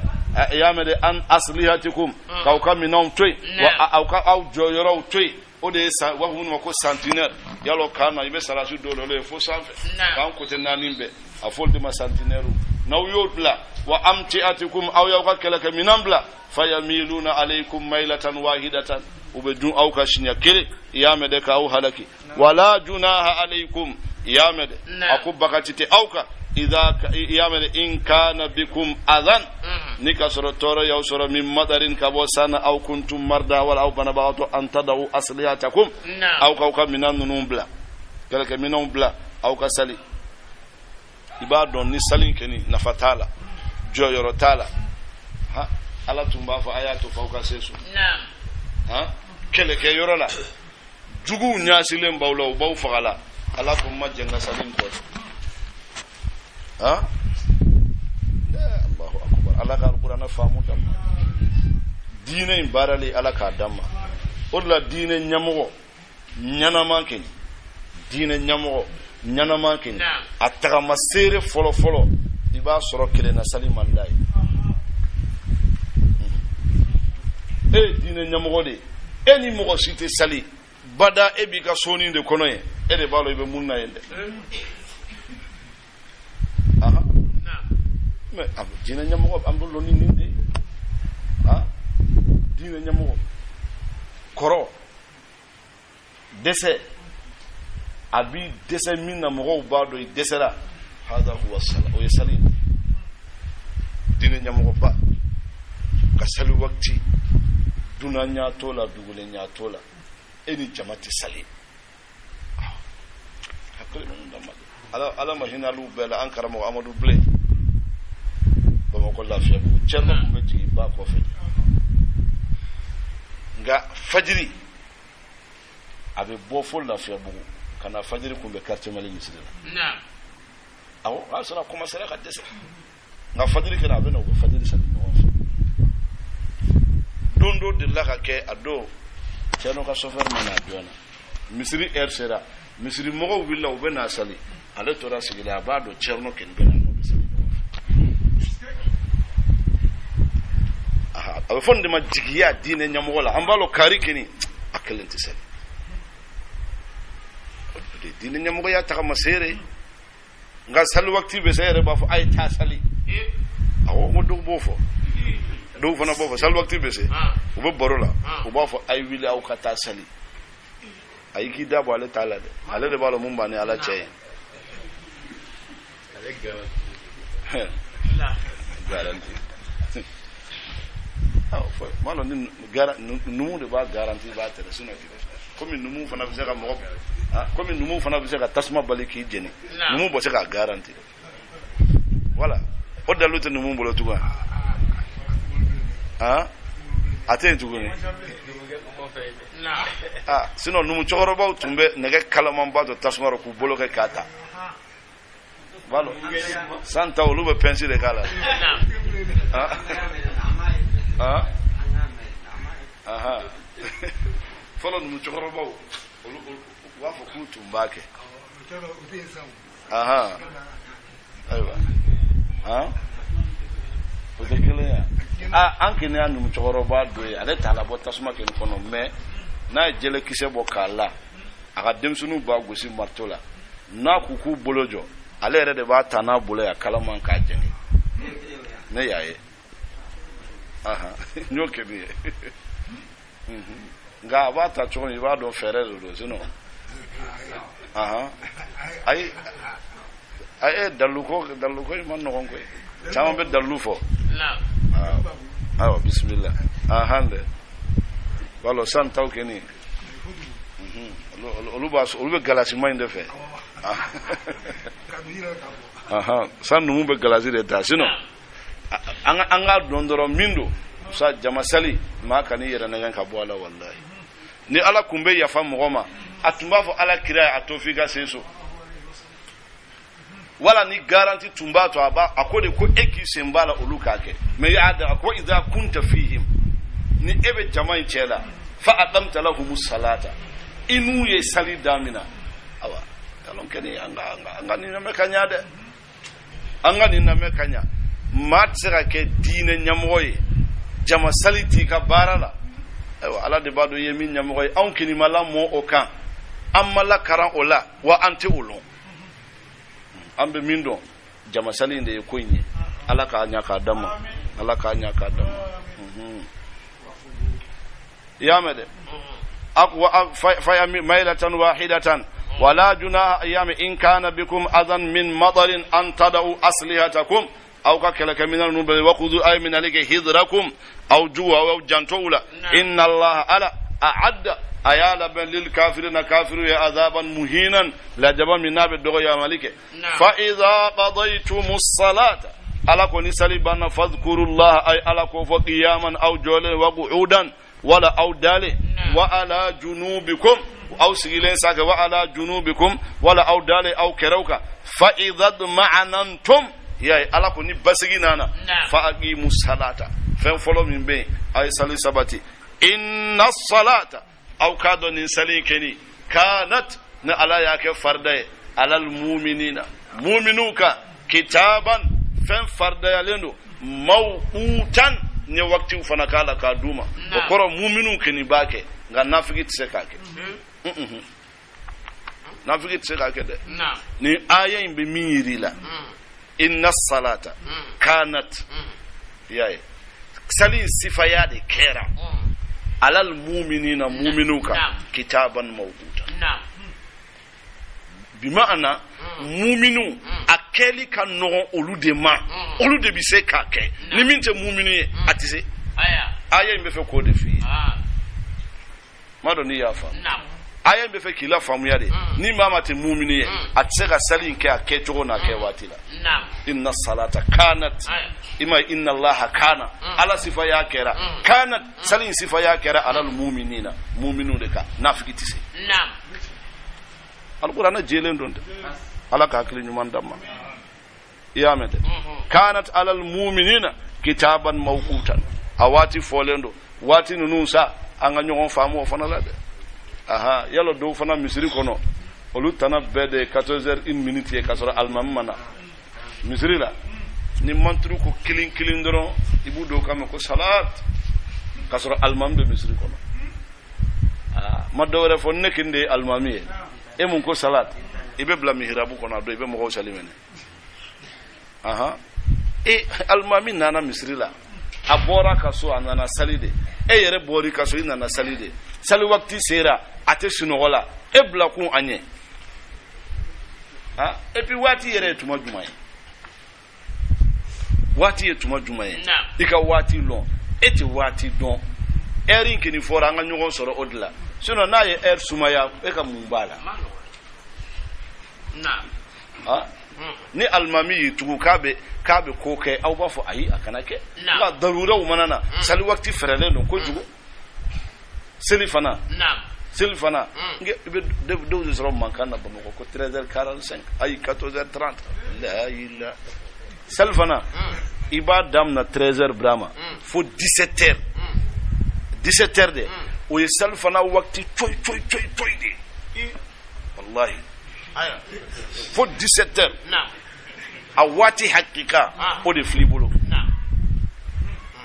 salfana ken aya 13h 14h 15h 16h faut 17h tumado faut 30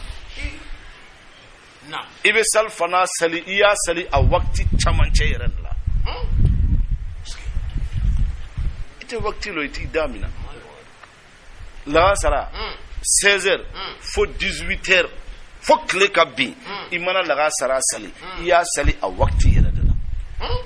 en tant que climat plein aka ke droma ya dafale o tuma de darura wati dona o yɛrɛ fana ye waqti de de mais darura wati de dona o tuma aya na fitri clé mana bi ka taye fo 23h fitri waqti de aywa na ay kalan kala onyine ka fo 23h fitri waqti sukandire no aya adara ma tu sallamu mo foli kitabu kono nyine kali ka koraka fi ay ma fam fitri wati de yoy sagafo ka ta fitri ni safaku tunna safaku ye juma ye clé mana clé bife ka ba simplement munum betoyi o ye clé jade no tununa ka ban sagafo daminara fu ka ta fo tumami as-salatu khairun minan nawmi sagafo erdo da mateme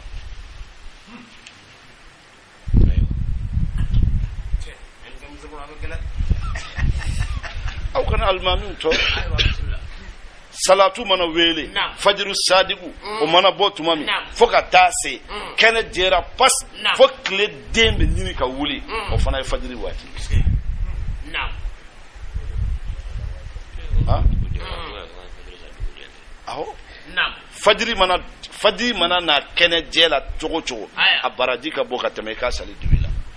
fitiri mana don dibila chogo a baraji ka boka teme ka sali kene na awa anga hakili to nyona awa ni minfle ni nye aloni nga anga maslaha ananga benka anga erdoke am bebe nyogon soro misrila sabu la commerçant do baka bitigi datu abeta sali na te erlo tena soro do be baka birola abeta sali do be baka forola abeta sali ango clan ka beama peka o respecté anga sali o la foni darura e minta pousser doni minti duru wala minti ta ni imama tun sigi kunyana ninde yuka bara e hali kayya salatu julbe wele aka chode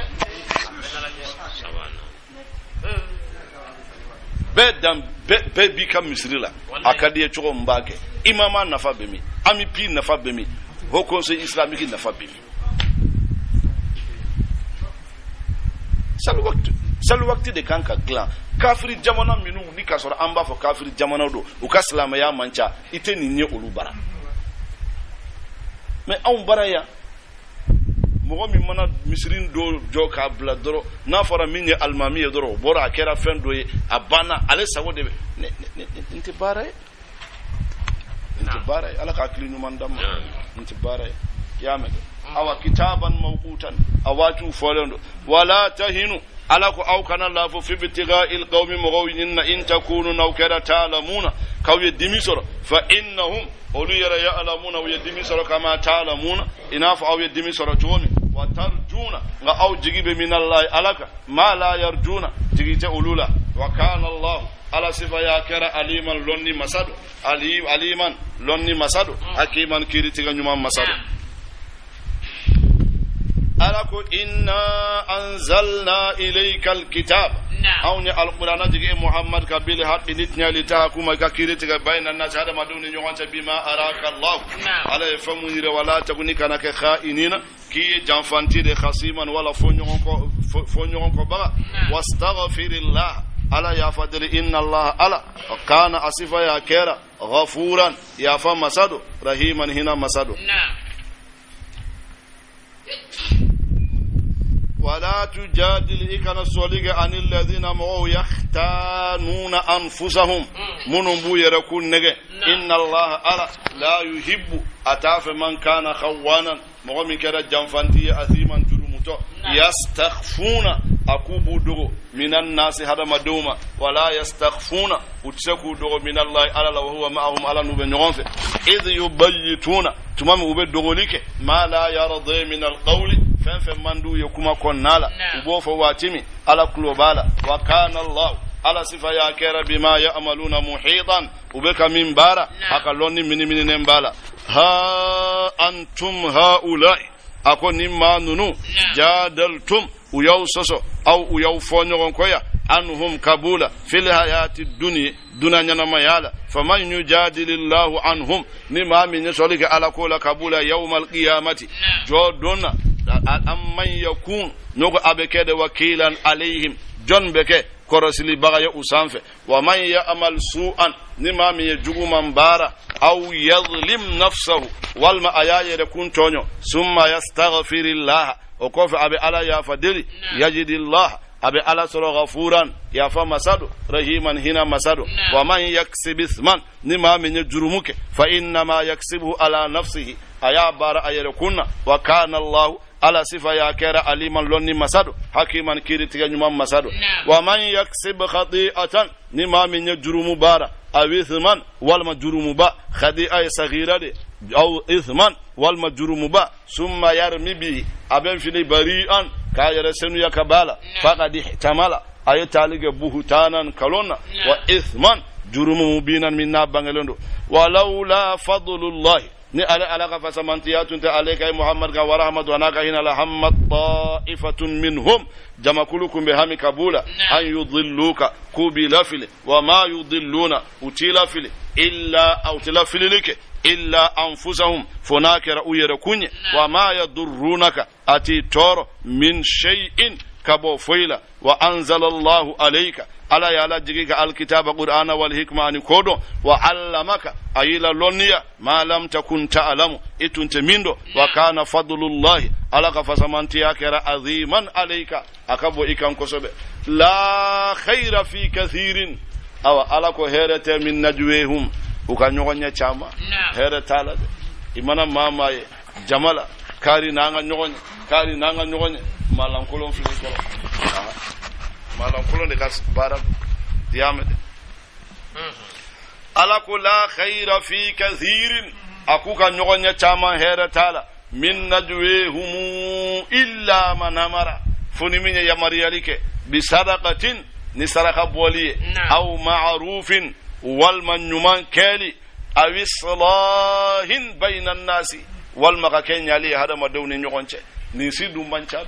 ni si mancha yamede aw be misri kono aw be quartier kono aha inyabala karisa edena yesigi nyogonye yere ba don gele ya badala inana iye misri patron fla sababele karsa ambal man keni nyala gele ya badala bi anga bulo madem ala ko nin kai ko sobe ninde mana mara bi sadaqatin aw ma'rufin yame yonya aw islahin bainan nasi wal ma nyabala karini kari ute kuma udum be sallam misrila andum balo kira ya fo hadisa jelena sallallahu alayhi wa alihi wa sallam ka fo mama ni funu tege ibal maslamela kles saba ko ala bawka bara suspandi nawma segi nyogo mata simina umay ala ko wa man yaf'al dhalika batigha mardati llahi aha yae do fana ba ke ruta ke ala ko kama ruta yire yirade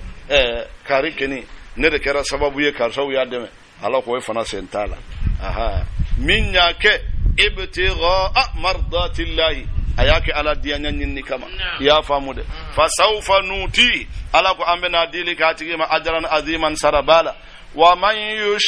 yushaqiqir rasula nima min yakira fo nyon ko ya min ba'di ma tabayyana lahu abangalen ko ay al huda kana wa yattabi atigitura ghayra sabilil mu'minina kasoro mu'minun kasirate nuwallihi ma tawalla ay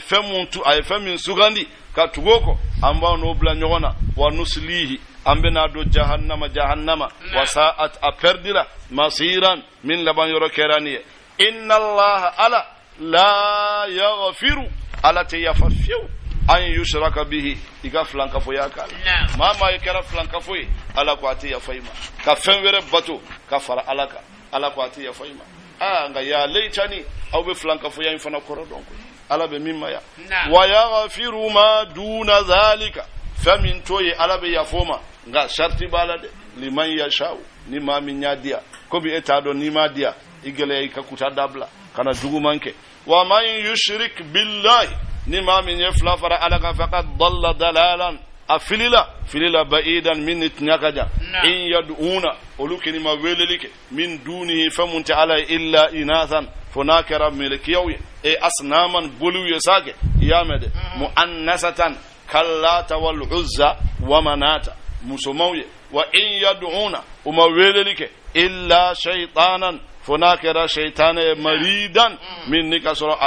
abolendo ala batu konnala la'anahu allah ala ya shaytana danga ya famude la'anahu allah ala ya danga wa qala ala shaytana yi kanto li attakhidanna nabi namina lika min ibadika e alaka jawna nasiban niyorola mafruḍan min no yetege chamanye wala udillannahum benu lafili anil haqqi bil waswasa ya membula sikat nyala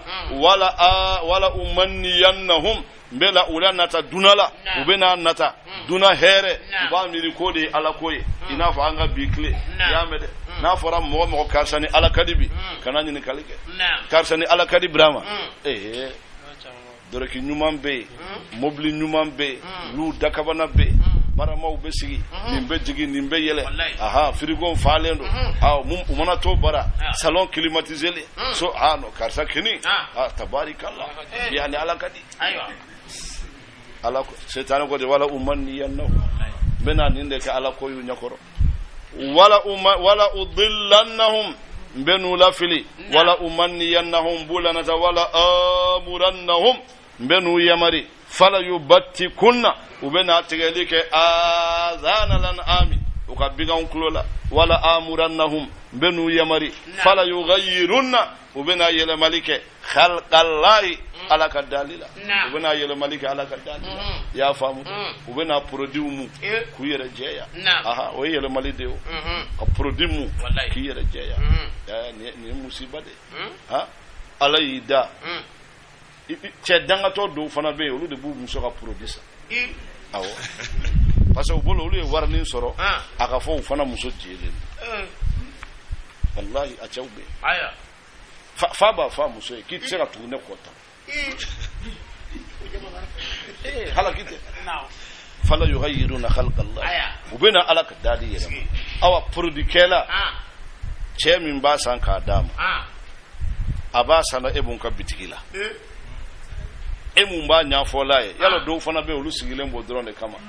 ni be ni tuli nyagami abi keta muso nunu ka ton nunu kana la med lahi ni ma faraka la me ibe bone be me klola aya uka groupe nunu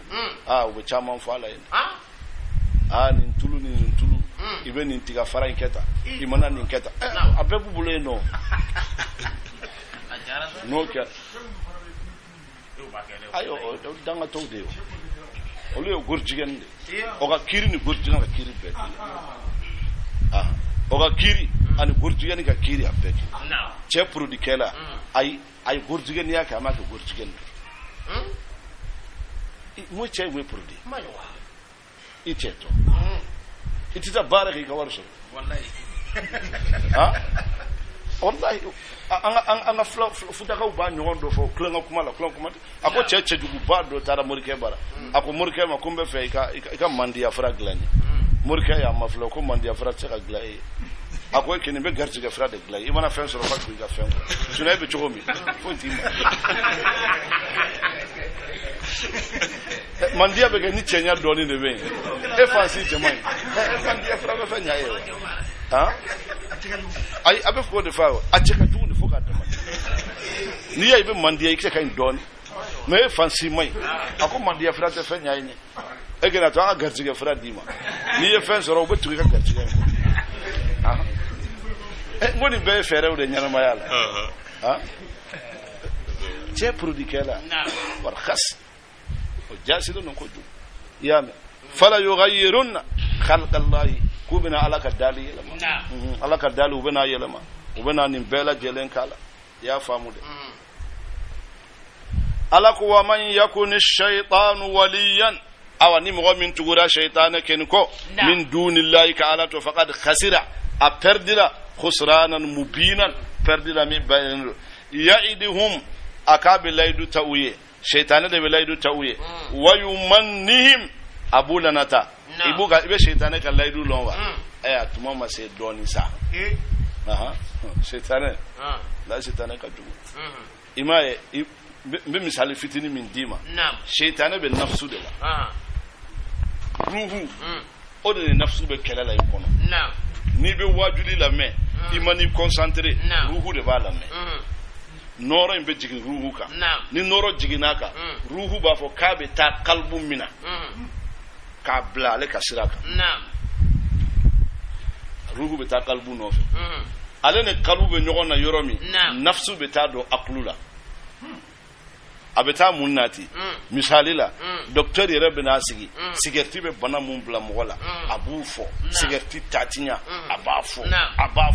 i yere be décider sankin mena sigerti bla iya o bayda ruhu tara qalbu bara ani qalbu be fe ka je ka glanike nafsu be ta do aqlula abe do yirila i karsa ka corona sanjolo be sigerti mina ama fo itnya woy tay ka sira la de ya wallahi doron qalbu bo blaka aqlu bo blaka digi qalbu ka ruhu bi de awa shaytan ni betatu c'est ça ka pare aya donc ibeni kele iyera la ni nyabala nyuman kin dam nara ni hakilu ka betani ye fanwere iyere sigilende afi yere ma ayi awo ni ya khalwa kadi wali nunu ngod ube kele kele ndelaw parce que faire fla de flek kele la ila afla bebe edla mais tout yorodon ala ka wali nyuma je nyogonyali de oye kan ruhu de la kunu ube ruhu la kunu uba la kunu fa be ti jo nafsu san fait tek no kera dora bana duna se ka ide gen tukuni duna ko mana na chogo chogo ebe temenaye atifoyi kila nga no de manya ayi dongo de be binka wuritla abi ko demseni mun sem majaya abe fenya ka bodra be bi abe wila abe kasi abe nyina abe wila abe bi ebe to tin nga ni senjera takamala ay ebi sem pankuru nunu kuna ateta kala aya nafsu ni yoro ni awla ko man yakuni shaytanu wali ni ma min tugura shaytana ko i ode tugura nafsu ko tatinyara nga ni tugura ruhu ko ikisira ala kambla ruhu ya mede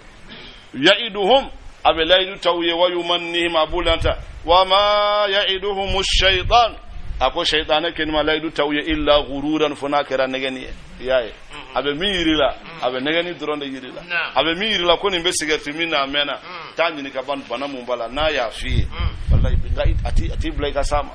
ayi ibe to ko fede أولئك على قوتهم مأويهم جهنم ولا يجدون عنها محيصا وتكسي يرفويس رودون جهنم دي والذين آمنوا وآمنوا لمن يرى وعملوا الصالحات وينجمان بارا سندخلهم أنبن ولاد جنات فرو تجري من تحتها الأنهار كونيو خالدين فيها أبدوما كون أبدا أبدا وعد الله على كليل حقا نلا وما نصدق جند نتيجي يلندو من الله كتم على قيلا كما كان يلو جابيه de kote laysa bi amaniyikum akuba yamade barai atekeni au kanatai wala amani ahli alkitabi wal makitabu dunkew au kana miri koymbe au dunkew de wolo man ya amal su'an niminke ne jugumanke yujza bihi abe sara ala wala yajid lahu itasra likatigi yamin dunillahi famunta alai waliyan korosirikada wala nasira wala demenyo wa man ya amal nima min baraka shay'an fanna min as-salihati نمنا من ذكر تلا أو أنثى ولا مسوء وهو مؤمن كسر مؤمن فأولئك يدخلون الجنة ولد بنادو الجنة ولا يظلمون بتشونيو نقيرا تمر كل حكلا يا مد نقيرا تمر كل حكلا أكو ومن حسن دينا مما نسلم وجهه ومن أحسن جندكي دينا تجيلا مما نسلم وجهه من يرغى كوبدي علما أي إنقاذ وأخلص عمله لله وهو محسن كسراتي كلا نادي كلا أما دعوما واتبع أتورا ملة إبراهيم كسرق حنيفا أجنغل كبسرا بلا جرما واتخذ الله على إبراهيم كني من خليلا أكاكاتري يا فامود Ibrahim fana ka galon yande ya me Ibrahim ka aka galon o tampera disila yande wattakhadha Allah Ibrahim khalila ala Ibrahim mina ka katiri ya famude ya me ruhul bayan abe qissa do foko ibrahima ayeni teriyan soro ala bara adimani yarala nga aga denganiya soroli o sorola ayere fana kan ngani ya nyuma yala da wannan ibrahima tun ala atu aka anyon ka gelen duti na atunya wajibiya yere abowo bo abolla kolonte doso lutigi nyuma ay nabe doso tuma fani ini fani do kado awo akera choko ni demsenu ta dowo ni demsenu ba ta dowo ini doni kado ni be donkeni ato lu dem kan so dia ko bana ga longolo ekeni yenna songo di ka bay ka sira ta to ira dun tuma do bi kono fa kenema o ti ta so de yalla lutigi jasilen do be ibrahima lu fana jasilen ba wallahi ugo na songo ni de to lu kono na songo ni hala mancha mana kemenani ndi na songo la re tari sigi dibi so tigi baraka kemenan nani mana songo ni de diwa wallahi na songo ni de na manya itara dibi so tigi bara iya soro nyumambe afaka ke papier la ibake manani fi manin kono ibena ni ya dumso hal ni kelemba du iba to ni demso o fana kafsa geni gal lutigi doro sigileme wal ganin koro doro iba nyimina lutigi nyana mai lutigi nyana ma to o kera tungaran kewde kama munum bette mana tungaran kewde o luku sigi ka ga ka dube musube deumbe ni ya santana iso na kadi afuka kima kono fika toto ni te fa ko jala ibadu ni fare ba to du odo nyonte annabi ibrahim de tuma sunna do ale bowo ani fendo be don duko awa alay kaba ko masal don do la bora ay san gusi ga dugu gusi foy masoro wa adon fana muso fana ma daga sigi ko fo ibrahim kana kasi mana daga sigi amolembe na nimbeya yalo muso nunu tuma do mandu fana ye awa nabila ibrahim nya bala sukora abina taso aka bornin babulo aye chencen ka kono na do na muso ken bolo fendo nana abe to black refe ale betada adona doro atara boronin bla aya ya saka nafla saliora la doro muso tara tasuma mene yado fenfen ka juga tembolo la fibe na nyini ka tuguni sino ni balo te nyini ka tibolo kan no bi fenti comme ye bina songo di ka ba ayi bi aklisi hal nugo te ba fa ya we sigan war bola ka sura atindi me bina songo ma di folo ati brava o jati ke man no wonde wala kira ko de che yae ko baraji ba de bola dondola ani chara abdul basira ga ron na urafe ako ko alla bonni ko ni lutigi kunu na fenti posiro kaga jugo idrisa kulu wali gando cerno no ko yebesi no wali ke ko na kunna ko mo ko bisi no wala de ko no ko na ti bole de sino ko hawo ya me kunna ay sino wala de etisino ngala kira ko kadi ala ko ju ima no kera auna ajatege ana sege ambe toro ngala ka wal jubanunu no yusoro lomi ube ala tanu ko jugu sabula ubado bi ala bena baraji bade sebo sabula doro hamina ni dowere ka jore luti ka hamiye muye muso ni dew tena dumuni ate jore hala yerela hal ni kongo bena le faga amuso na dew bena ke chogodi o hamimu ni bo jorole o fana ye baraji do de ala bara ala bise sonni na de brahma kana mira yi je yandori ka to dusu kasile ay ni ma soro aftanuman abena min di mawde ka bon katmeninka alhamdulillah rabbil alamin alla mahina la char samba kanella taala ni hadisan tun kada ko ni nango charo do kanga million sara ba fu la ila akono ko italo fantan de selen ka nina kiliye subhanallah de o baraji ma ba wa charno ambe baraji wera fe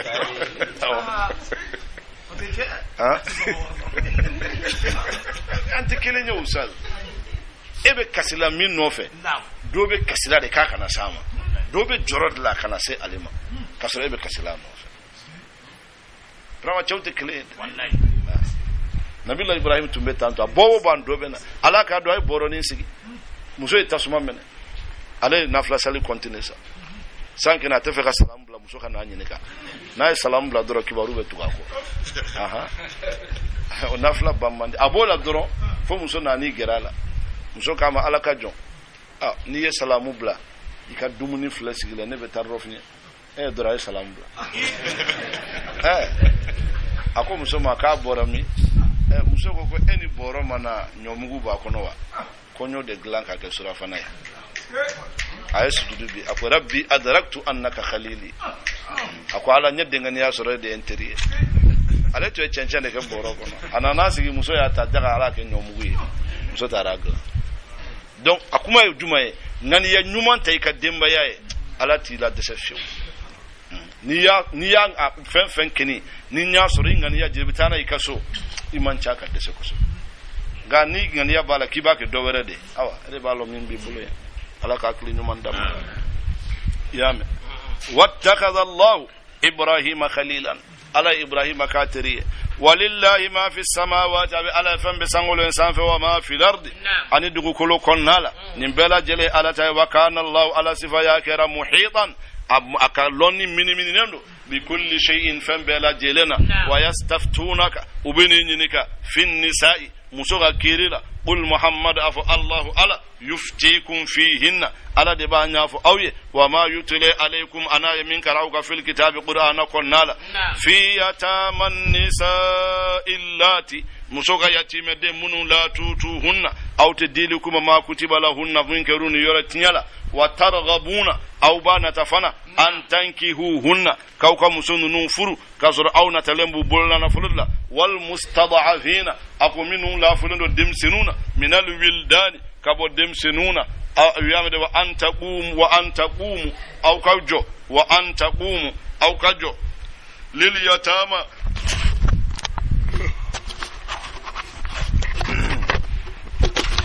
aw kajo yatima denunu ya bil qisti ladriyala wa ma taf'alu ala kunaw yafam mumbara min khairin harala fa inna Allah ala kana bihi aliman ala lonni masade wa in imra'atun khafat min ba'liha ni musumin sirana afuruchanye nusuzan tarafu'an anha bitarki madajiha wa taqsir fi nafaqatiha chamun bina musumin sirana a chekarana glantigala kana songo tigala aw i'radan wal ma abina banamini ala ko fala junaha alayhima jurbasitu flala an yasalaha ukanyalike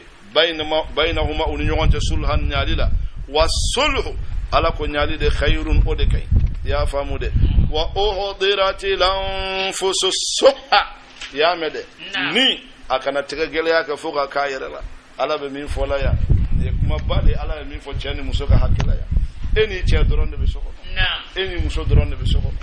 basi temena aw ni nyonte akara nyon famu baliyaye aw kana to akata se fo yoro dola aha wasulhu khairun here amana bonu yoro e akai e kani kunche bunya ko muso de bagarima na ma yafa delil fe fana te kuma fe ibaka funu tege hal na yafa delil fo batula sigi akoy chen kanoke e muso ifana hal ni che jutala kana kono fo che ka sigi kana kuma ife na follow mi hakili jigina alako afo doy makari akara chodi yafa ma aha basi de balawa kari mfilla ya famma chere be fili muso yere be fili hal ni muso filla na le desira ga segi e chein kala karan ya fala e ka ya fadi lafi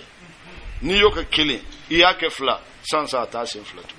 bulla lakin wa wasulu khayru batula segi kainde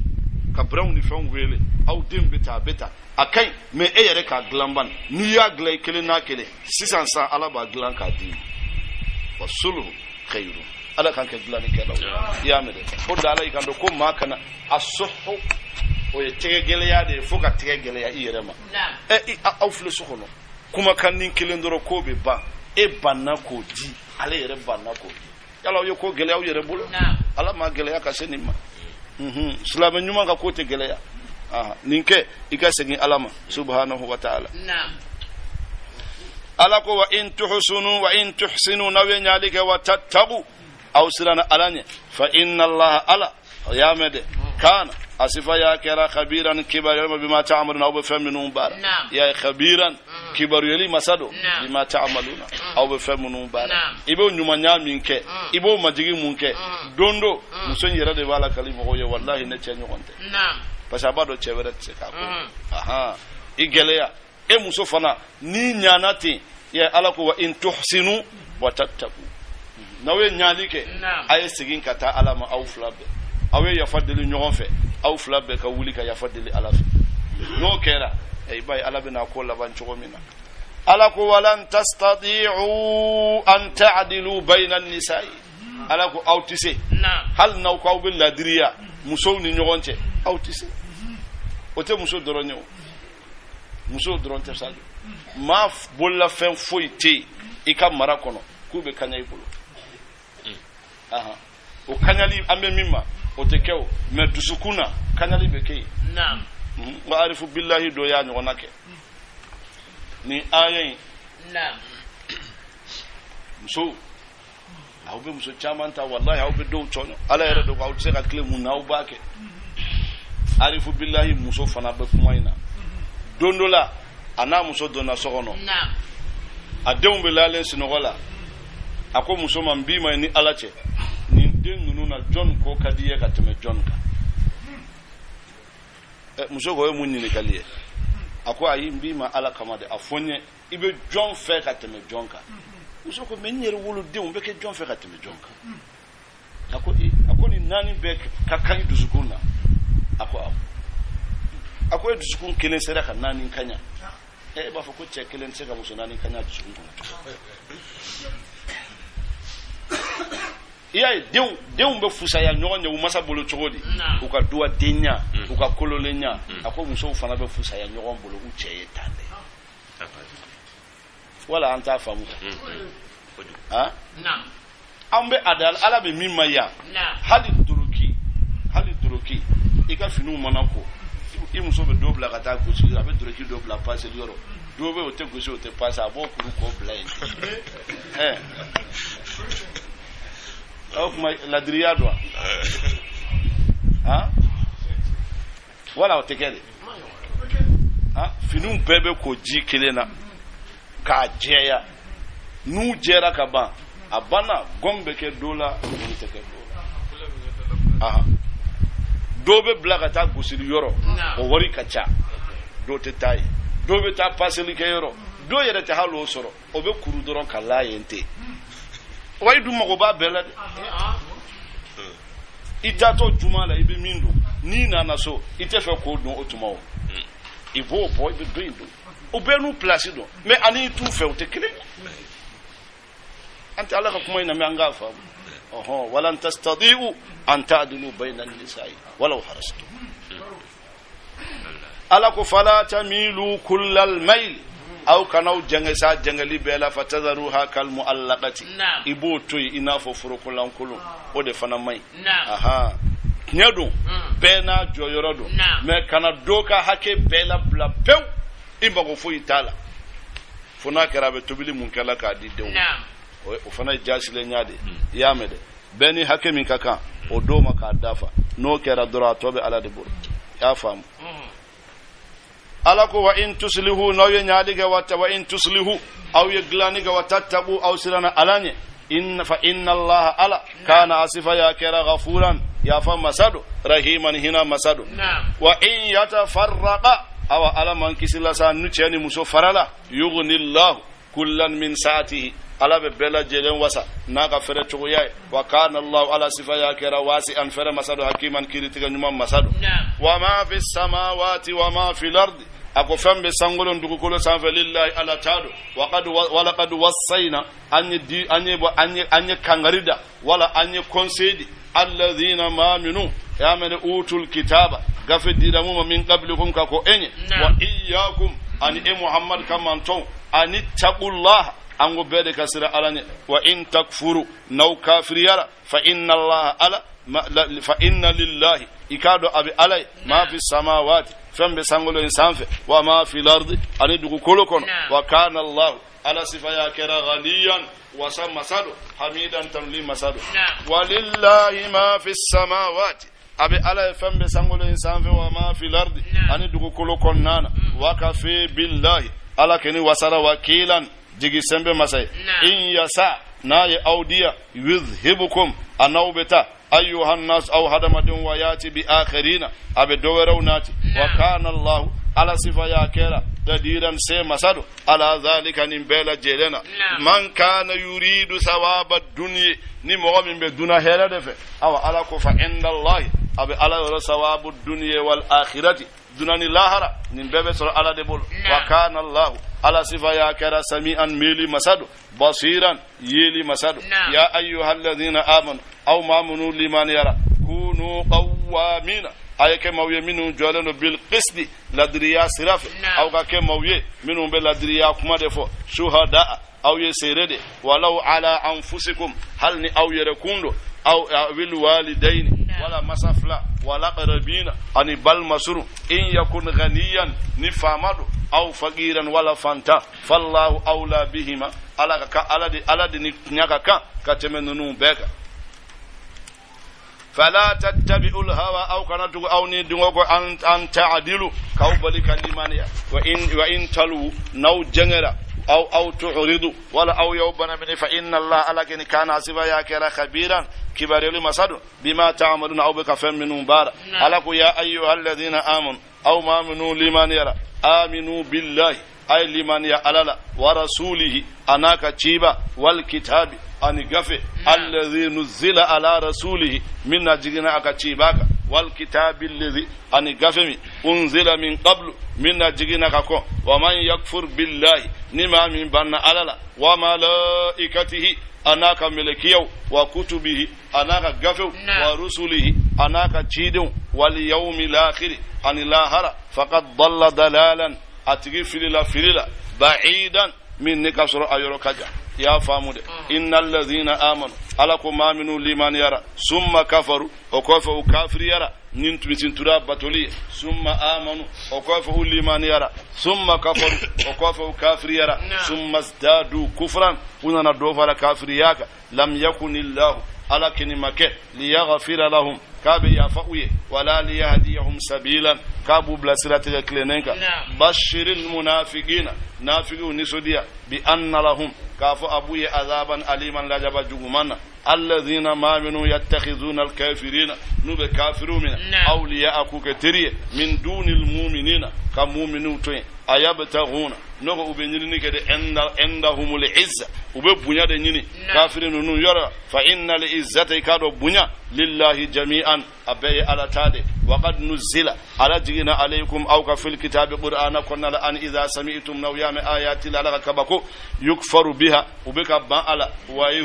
ويستهزأ بها وبك يلبونا تيكالا فلا تقعدوا معهم أو كان فروك حتى يخوضوا في حديث فوكنا نبري غيره فمن توي إنكم إذن أو كني مثلهم أو نبلا جلمنا كلني إن الله على كني جامع المنافقين أبنا نافقوا فرنوها والكافرين كافروا في جهنم جميعا وبلا جيل الذين ما منوا يتربصن نوبكن لك بكم أولى فإن كان لكم فتح نوي هيرسر من الله على رقال إبو كام ألم نكن معكم أني أود كنو وإن كان للكافرين نصيب نكافر لين يرسر قالوا إبو كام ألم نستحوذ عليكم نكو أنك نما بنا منك أولى ونمنعكم أني أوبل من المؤمنين كبو مؤمنون فالله يحكم بينهم على بينكم على بكيرتك أو نيوغنتي يوم القيامة جودنا ولن يجعل الله على كنتاك للكافرين كافروا سبيلا سرا على المؤمنين مؤمنون إن المنافقين يخادعون الله أي نافقوا تغمسير لمن على فلان يفولا نافقوا تغمسير أي لمن على كما أنغا من على بمين فولا نافقوا جوني عن المؤمنين ألاكو إن المنافقون أكو إن المنافقين يخادعون الله كنافقوا بجنفا سريكا ناسي ألالا وهو على خادئهم على دباتو أبو يركون جنفا وإذا قاموا إلى الصلاة كن النافقين بتاسالي أيالا مدى قاموا كسالا أسالا بغاتو على مادو نافقين تسيغا سالي كيكانيا ألا بكافو تاندي نافقين kat sega salike kanya ayala me kanya do rebe fola bi munte ninye nganinde be alqur'ana kono qamu kusala ako yurauna an-nasa ubi yira hada maduna ute salikanya wala yadhkuruna Allah ute ala ko fo ka salikono illa dalilan funa kera doni muzabzabina ube falena tanika segina baina dhalika kafriyan liman yace la ilaha ulai ute kafriye wala ilaha ulai ute mu'minuye parce ute salikanya nakila ni jelen don nafigi tarama sere de kat sega salim matarafa kanya an global bi ko nafigi bi se fenkele muna ko e salide ala ken mofo ala ko sega salika kanya ala ka kili nyuma ndama wa man yudlilillah ni ala ma min nafili falan tajid lahu sabilan wallahi tasrak lana surati bulu ya ayyuhalladhina amanu ala ko amanu liman la tattakhidul kafirina aw kana kafirun numina awliya ku ketiriye min dunil mu'minina ka mu'minun toy aturiduna nogo aw keni be fede an taj'alu aw ka kelika alaykum aw an taj'alu lillahi alaykum aw ka ke alay aw ka sultanan se mubinan minna bangelendo innal munafiqina nafiqun keni fi daraki lasfali ube duguma minan nari kabo tasmala walan tajida lahum nasira itede men yogon soro uye illa alladhina tabu ala ko tufunu mun tubira ala ka tubi jonta yala wa aslahu uye nyalike wa atasamu uyuminalike billahi ala wa akhlasu dinahum uyungani yajaya fa ulaika ma al mu'minina ulube fara mu'minuka wa sawfa yuti Allahu al mu'minina ajran aziman ala bina sarabadi umma ma yaf'alu Allahu bi adhabikum ko ala be munke awla jabalila ya famu da in shakartum naw yaka nema wala nyumando wa amantum aw liman yara wa kana Allah ala sifa yakara shakiran ala tanuli masai aliman lonni masado la yuhibbu Allahu al-jahra ala tafe bisu'i ka bangalike ni kuma kan goma minal qawli kuma kana juguma illa man zulima foni ma min tonyora ya famu de kuma kan jugu kani perenai nenini saboteli islame kani perenai ala tafe amai wa kana Allah ala sifa yakira sami'an mili masado aliman lonni masado in tubudu ala ko nawye bangalika khairan ode kay aw tukhfu wala aw yadghulika aw ta'fu an su'in aw yafra ma do ga jugu mamma in fa inna Allah ala kani kana akera afuwan yafa masado qadiran say masado innal ladhina yakfuruna billahi minhum banna alala wa rusulihi anaka chiba wa yuriduna ubanyini an yufarribu ukafara faralike bayna Allahi wa rusulihi ala naga chiba ni nyonche wa yaquluna ibu kam nu'minu bi ba'din aw be son dola wa nakfuru aw bi ba'din dola wa yuriduna ubakanu an yattakhizu ukamina lika bayna dhalika kafiran liman yacha sabilan ko ke tasirai ala ko ulaika humul kafiruna haqqan akunu de kafirit nyawi wa a'tadna ala ila banika lil kafirina kafiru ya azaban muhinan la jabala min be dogo yama se uma walladhina amanu ala ko maminu liman rabbillahi alala wa rusulihi anaka chiba wa lam yufarriqu uma farafralike baina ahadin minhum kilena uni nyogonche ulaika ala kununun kini sawfa nu'tihim amana dili kuma ujurahum usarawla wa kana Allah ala sifa ya kera ghafuran ya fa masadu rahiman hina masadu yas'aluka muhammad abin niga ahlul kitabi yahudiyaw an tunazzala alaihim akala jiguka kitaban gafe minas samai kabo sanfe faqad sa'alu musa wa musa nyinaka akbaru min zalika min kan katamanika faqalu uko arina allah jaharatan ala ira annat nyala fa akhadhatuhum as-sa'iqatu kulika nyumina bizulmihim nuka tonyolie kulika nyumina nuka tonyolie summa takhadhul ijla okofo yenyogomamina we misin turamina min ba'di ma ja'atuhumul bayyinatu dallu jelen nalen ko uma ha fauna an zalika an yafaranin bema wa ataina an yadilike musa sultanan dalula mubinan min nikasur abangelendo warahana an yakorotalike fawqahum usanfa at-dura kurula bimithaqihim nuka layduye wa qulna lahum ankuma udkhulul baba ayadun nin bondan fe sujjadan aw tenturule wa qulna lahum ankuma la ta'adu aw kana monike fi sabti sibridona wa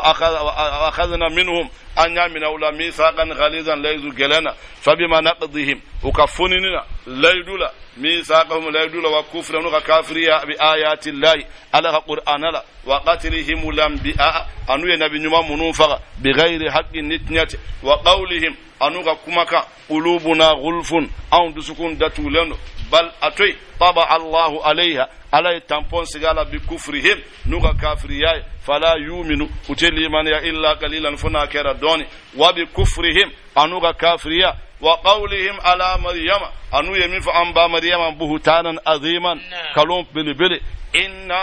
يمد وقولهم أنو كمكا إنا قتلنا المسيح كو أون إيسا فغا إيسا بنا مريم أن مسيح فغا إيسا مريم دي رسول الله على كتشيدي وكويو فغا منك على يكانتو كوين كلون تكده وما قتلوه وما فغا وما صلبوه وما جنجي ولكن شبه لهم أبو نغنى ويد وإن الذين اختلفوا فيه وفورا نغنكم منا لفي شك منه وبسك لا أقول يا فامود ما لهم أتوي به وكفرين من علم لوننا إلا اتباع الظن فناك رب سكيالي وما قتلوه يقينا ويمين فغا وما فغا لك الدنيا بل ألكو أتوي رفعه الله قال على عيسى كرة بند إليه كتا على علما وكان الله على صفة يكره عزيزا على سي مساي حكيما كيري تغنيما مسال اها نيند كرانا دي نيند كرانا نيند لونا سون كيلمبه نيند لا امينا او امبتو نيند كان ان شاء الله الى يوم نلقى الله راضينا عنا نعم دفو اني على بنيون كومبه لومي ما سيتي ني فامو يمبو عنا على دو يافوتا isa ka kola abana an fana be tande aha ni min nan kadi inya ka gelen akika yoro ina yende maybe an kento yanno na aha isa maryama denkeni komi isa were be endu tabe do were tabe tatre lukeni sara banna me maryama denkeni min fora anye ala yo korota kata kerefe o korote ko ala ya ube laloma wa hakilim na nimuye kuni isa yo soro o mausani muhammadi la ilaha ebe fusaya korolo nodo nabi nyuma fen tira na bora isa la an yahya john be kira ka koroni mi yesila na ube siga korona tai ube ni ka soro ni meli de ba to ube fusaya e u kausa e ka paso siga korata e monu huye samba kele ni kode ba kira ma haisa kira so iti nemina ni be fusaya fo iba fo munu nyanga do ala de kwa ya ke abana na ma be ma tai fili baji ko anga mumbal ala ko wa in min ahlil kitab ala ko kitabu dunke il at abe kitabu dunke nunu dola illa la yu'minanna bihi ako oluke ni bena limani ala qabla mautihi ka ko asali ulla isa ka kola ni ala ba fo ani ale yeche inni ya isa inni mutawaffika ako mbeni kala du dafa tawaffi ani mautu ambeta sama nyefe kilinte Allah yatawaffa al-anfusa aya kuhida mautiha wallati lam tamut fi manamiha fayusif tawaffi ani wafa ani maitu arabu kan lon naw balo kilente iben kalon de ka nyaami mo ko bulo ala ko de mbi faga mbi korota ko don ala ya faga de folo ka korota non non wawu mumbe na ka ko tu nyon ko wawu nunu be karana ndo lonendo kulu washarabu ay dumuni ke ka jimi wajibu ta au kana jimi fa ka dumuni ke ay nini flabe de daga au yenyon fe na yi dia be jimi ka dumuni ke ne donc aya fu ye kuku hakili sigi chogorba bolle ndo masa folo aha natura demsenu gansa bo lu tromper mais ko chogorba mo ban folo de kuku hakili sigi bukato ni chogorba banaw bo demsenu tromper mais chogorba mo ba alhamdulillah chogorba mo ba anu lu do bolle ndo ma tanna fili ko lu to ancel insha Allah taala ala ka hakili nyuma ndam ala ko wa in min ahlil kitabi ako minum bu yere kela kitabu dunkewi ako adobula illa la yu'minuna bihi ulube na dengeni ya Isa ko inawo qabla mautihi ka kon Isa salimi donc amaxe folo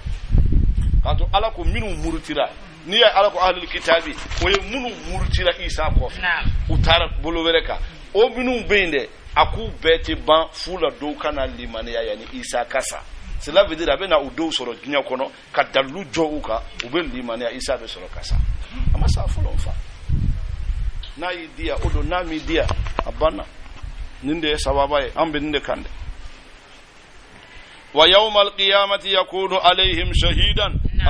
abeke sere uka fabi zulmin akutonyole min alladhina hadu min kal yahudi wa harramna alaihim an yahramu tayyibati uhillat lahum an fanu daga uye ya famude wa bisaddihim anuka banamini an sabilillahi ala kasirala waqati ya famude kathiran kachaya wa akhdhihim riba anuka goloko juruminali wa qad nuhu anhu uballaka bama wa aklihim amwalan nas bil batil hada madunka nafulu dumuni kalona wa yamade wa a'tadna an la banika lil kafirina kafiru minhum qabula azaban aliman lajaba jugumanna lakin ar-rasikhuna ala kunga minhu sabatiruna fil millon kullu minhum qabula wal mu'minuna an mu'minu yu'minuna bima unzila ubeli man yamin jina ilayka muhammadka wa ma unzila min qablika an min jina ka ko inye wal muqimina as-salata an minhum bi salisabati wal mu'tuna az-zakata an minhum bi jakadi wal mu'minuna an mu'minu billahi alala wal yawmil akhir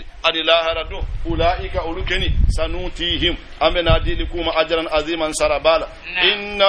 awhayna ilayka aw ala wahyu jigi muhammad kama awhayna inafu anya jigi ila nuhin katanu wa nabiyina ani nabi nuwa min ba'di nin kofi wa awhayna anya wahyu jigi ila ibrahima kata ibrahima wa isma'ila wa ishaqa wa yaquba wal asbadi ani yaquba dun wa isa wa ayyuba wa yunusa wa haruna wa sulaymana wa ataina dauda zaburan anya kitabu di dauda ma ode zaburi wa ayamade wa rusulan ala ko cidew qad qasasnahum alayka anya uluko fo iye min qablu kako wa rusulan ako cidew werawbe lam naqsushum alayka amma uluka kuma fi ammu togo fi ammu jamu fi ammu kabara fi wa kallama allah musa ala kuma na musa fe takliman kumalila ani kumala amba fo wati be kelente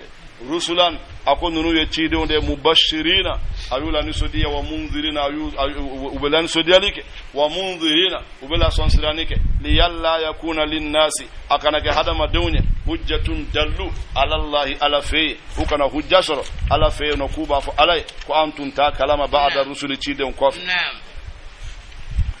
wa kana allah ala sifa yakara azizan say masado hakiman kirite nyuma masado wala lakinnillah nga ala ken yasadu abe seriya bima unzila ilayka imina diga anzalahu ayala digi bi ilmihi naka lonnide wal malaikatu yashhaduna malakiyu be seriya wa kafi billahi awasara ala ken shahidan serela innal ladhina kafaru ma minun kafiriyara wa saddu uyubana min an sabilillahi kabo ala kasirala qad dallu ufilla dalalan ba'idan fil min yurkaja innal ladhina kafaru ma minun kafiriyara wa zalamu uyutonyolike lam yakunillahu ala kinimake liyaghfira lahum kabe ya fauma wala liyahdiyahum tariqan wala abukana illa tariqa jahannama funakara jahannama sirai khalidina ubeduma fiha akonna abadan abada wa kana allah ala sifa ya kera yasiran no wa kana dhalika akoni nkeni kera yasiran akano ala allah alabul ya ayyuhan nasu aw hadamadu qad ja'akumur rasul chidinna na'uma yamade bil haqqi nitnya min rabbikum kabo aw dama sayro fa aminu khayran lakum naw sona ode here aw yokoy wa in takfuru naw yawba fa inna lillahi abi alay ma fi samawati fam bisangolo insanfe wal ardi anidugo kolo wa kana allah ala sifa ya kara aliman lonni masad hakiman kiritiga nyuma masad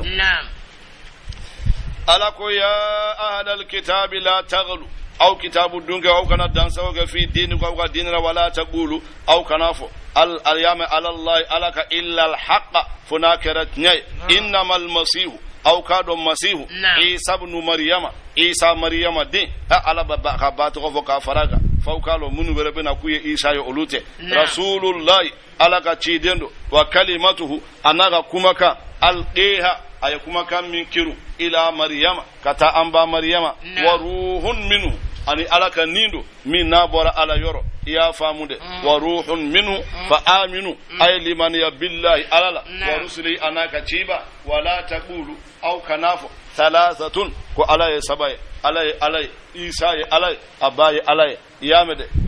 intahu ay ballikanina khairan lakum ode kan awma ni sabayai yahudiyaw de tunya do kretinya yala awa hala an islamu namman korosi ni sabayande be fola demsonu ya madar salad tawhidu yanqasimu ila salasati aqsamin ha yanqasimu ila salasati aqsamin abdallah wode folu ya yalo ayo korosi de tawhidu aji ni yahudiyaw ka fikra de alatini aha al-uluhiyya war-rububiyya al-asma wa sifat ubafo tande ko at-tawhid yanqasimu ila salasati aqsamin ni dem senin tawhidu de ni sera sufi tokoro ba nunuma ay هذا جزء لا يتجزأ الأحدية والواحدية والوحدة والوحدانية ni tara nin kalando mi shek fe ibado kete ka tawhid fo dem senuye nin kan sebenen non tan ayafuye nga ayafuye ote alayede ni nyawka sebeninde aha sabayen adam nara amena yahudiyo de folo ya nati o kofe fol ya do kretinya yala wa ko la trinité sabaya ambe bo mun kala modoran club islamo fana la ya ta wala salasati aqsamin hawla wala quwwata alaka akli nyumandam sajo choroba nu mu janto anna ko yimbe tinyade nga ujambana insha Allah taala atetinya na la son atetinya ala kan dem insha Allah ala ko intahu ay balliga khairan lakum ode kay awma innamallahu alakani ilahun wahid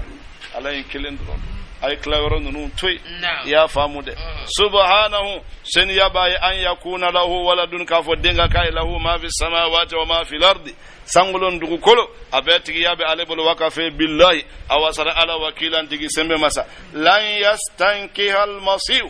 ako masihu kinitisew atayere bunya an yakuna abdan lillahi ka fa ka bo alaka jonyala walal malaikatul muqarrabuna hay milikiya nunu olut se ku yer layele uka alaka jonyasoro ya famude wa man yastankif nima min yakun chabunya an ibadati ala bunya ala batulila wa yastakbir aya yarabunya fayahsuruhum ilayhi ala fayahsuruhum ilayhi ala bulawili kanama jami'an ubela jelen fa amma alladhina amanu wa amilus salihati minu liman yara uyenyuman bara fayuwaffihim abulu sara ujura mukassarula wa yazidahum ala bujidi min fadlihi agafasa mantiyala wa amma alladhina stankafu munu nyira kunchabunya wastakbaru uyuba ala batuma fayu'adhibuhum adhaban abula jabala aliman min nakaju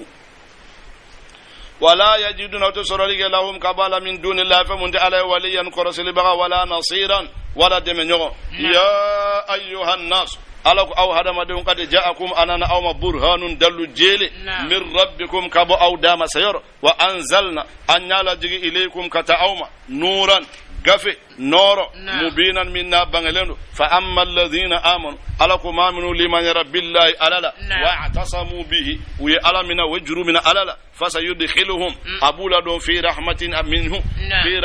minhu hina kabo alala wa fadlin ani fasamantiya wa yahdihim abukana ila siratan katasirati wa mustaqima minna klenendo yastaftuka ubeni nyinika fil kalalati nyata yelala ul muhammad afo allah ala yuftikum ala bi aw kibaruya fil kalalati tinyaka yelela inimruun halaka ni min fatura laysa lahu waladun den tabulu wala oyamede wala hu ukhtun wala balma muso ma falaha nisfu ma taraka ay balma muso kilominto falaha nisfu ma taraka alay nafulu klanche yatay wa huwa yarisuha aba balma ketnyata illam yakun laha waladun ni den tabulu ya famude fa in kana tasnatayn nufla dun falahuma thuluthani ufla be je kla fla yame kla saba flanana mimma taraka bal makayni mintu wa in kanu ikhwatan nukera bal mawde rijalan chawani san muso falizakari mithlu hazzil sayayn kele muso flan yorobe doma yubayyinu Allah lakum ala babange awye an tadillu aw kanafil wallahu ala alimun lani masadu bi kulli shay'in فنبلا جيلنا سورة المائدة مدنية وآياتها 20 و100 من سورة من سممنا وسورة يا فامود سممنا سورة أفنا جينا مدينة آية كمني مغاند بالا بسم الله على تغدو الرحمن على تغدو الرحيم على تغدو يا أيها الذين آمنوا على أو مامنوا لمن يرى أوفوا بالعقود أي لا يدافع أيام ده أهلت لكم أدغر أوي بهيمة الأنعام نعم على فون على يدغر أوي بيغا منهم بمرسوكنا كاتا سغاني با مسيني نعمة إلا ما يتلى عليكم foni kasorosa min nobe karan auka ka fo olu dumuni dagalente yamede ghayra muhillis sayd kasoro fele bonte wa antum hurumun kautu namula aw mana fami felebo o fanate dumu ya famude inna allah ala yahkum abakiritige ma yuridu famu nyadiya ya ayyuhalladhina amanu ala ko aw mamunu liman yara la tahillu sha'air allah ala yafhamunu kala horomawiya kaballika la aw kanu daga wala shahara al harama wala kala la horoma yalun wala al hadiya ani hadiyu ode yamede hadiyu munumbe faga makka kabala wala al qalaida jam'u qalidatin wa hiya ma kana yuqallid bihi shajar al haram liya'mana fala tata'arradu laha wala li islahiha wala amin al bayt al haram والما منهم بكتا الكابلا أو كانوا أولونا يبتغون فضلا وبفسمانتيان من ربهم كبو دام سير ورضوانا عن الديانة وإذا حللتم نوي نامبلا فاصطادوا أو فربوا ولا يجري منكم ألكو أكان أوبل شنآن قوم موكب جويا أن صدوكم كو يوبنا من عن المسجد الحرام كبو الكابلا أن تعتدوا أو كدانسو وتعاونوا أي نيوندم على البر نيومانيالا والتقوى أن على نسرانيا ولا تعاونوا أو كان نيوندم على الإثم جرمولا والعدوان أن جويا واتقوا الله أي سر على إن الله على شديد العقاب على دي لدبا جلنتي لمن خالفه لما منيا كيرو فنيونكويا ألكو حرمت عليكم الميتة أكو جفاسو على يا بلا جلين حرامو والدم جلي من بيبوي وفنا حرامو يرى ولحم الخنزير ده لا فصون بأدو كنوتا نولا كنوتا حرام يرى وما أهل لغير الله به نفهم من فقرة أما فقرة على كما والمنخنقة يا فامود أن بركرا كمين غوسي والموقوذة min kam bisirake wal munkhaniqatu juru jara min kana wal mawquda ani bereye min gosi wal mutaraddiya ani min boraka bi wan nadiha ani minu ye nyogontu wa ma akala sabu wala waraw yadum illa ma zakkaytum foni kasoro awye min soro ka kantige nina ayni fem min foya juru balana kana wala berede ya gosi wala ayi abina ka bo sanfere wala uye nyogontu ni kele wo kele na be nyini kasa na naw ya soro jona ka kantige bismillah aw ba dum ya me nga salen ka bansa aw kana dum de aw kana ke fanga nonu tay ko flaw kam sen ko dum ko nu ye mu faka ku ba dum ko ne ala ya faka uta dum ko jufa ya ala ka faka lede ko ala ba faka ku ta dum ko me wira mana mu faka ku ba dum ko flaw kam sen yallo ken te here ko la de ala ko wa ma zubiha ni min kan tigara ala nusubi akan tigara bulula yamede aw kanodumu wa an tastaqimu aw kawkle yamede bil yamede wa an tastaqsimu alako aw ka nyinike bil azlami nika soro fagaliye aw kanake ka fodoro nanya min sale soro amba buso kadum aw ko dabla zalikum aw ka ni munfla fisqun ni nyefe fasigiyade al yawma bi ya isalladhina kafaru kafiru jigitiga min dinikum aw ka dinala fala takhshawhum aw kana sirauni wakhshawni ay sirani alani ya famude al yawma ako bi akmaltu lakum dinakum aw ka dina dafara skate ni fora islamo doro wa atmamtu alaykum na ya dafa aw ka ni'mati nga nema wa raditu lakum alislam islam ya diara nyabi dinan ka ke dina ya famude awa ibu kamme ka fora ni na ko dina dafara ka ban awa ko tasira fenfen nana ni kofe awa ko fela jele bida desa ayo dina dafara juma ni juma tumbala odla maulana sheikh ibrahim radiyallahu ta'ala anhu akaw kaseti atumbe kaya hakila chama yalame ayre de bafu asona ka taramaka ani arabu do e baraka ko arabu kama ko ale tumbe rabida arabu ka tomba mi tumbe farafina sebra ngisi kumbala ale ko rabida mamuru de ko ambe fe ki ibla kalan bila hakemina igata wajuli ke farafina jamana nununka kase ku bo bidawla ani khurafatu akoko juma ko chero ko inafo ube alabato me kubetu wetu sira do ko tijani yaw na nyona wo pura ku waju ku bola kwale chenyi nika kibeti ibe Sheikh Tidiane donwa ko cheko ayi ako ibe Tijani ya donwa ko cheko ko ayi kwale ko chema mo te millo ikanka lomba de nyina kila lonia wala ibafo be kiri ko kande ko cheko kaka kuma kore muye kako chema kwale de Sheikh Tidiane yalo barada na ibabla la kata minkela na le yara yoye ako chema ko afo islame be son ka trafa balma islamawiye ko astaghfirullah fo dabla cheko ko ayi ako ayamurul muslimu musliman an yatruka salata ala nabi ko islame ba balma fa ka kira kan sali dabla ko ayi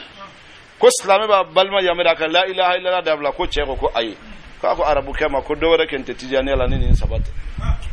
ko arabu keko ko bo ko be fe ka Tijani ya sebenye ika duma mbanyi ni ka lomindo ano farala yoromi amano ko yade yo ninde ko chuko ya ite millo idade doro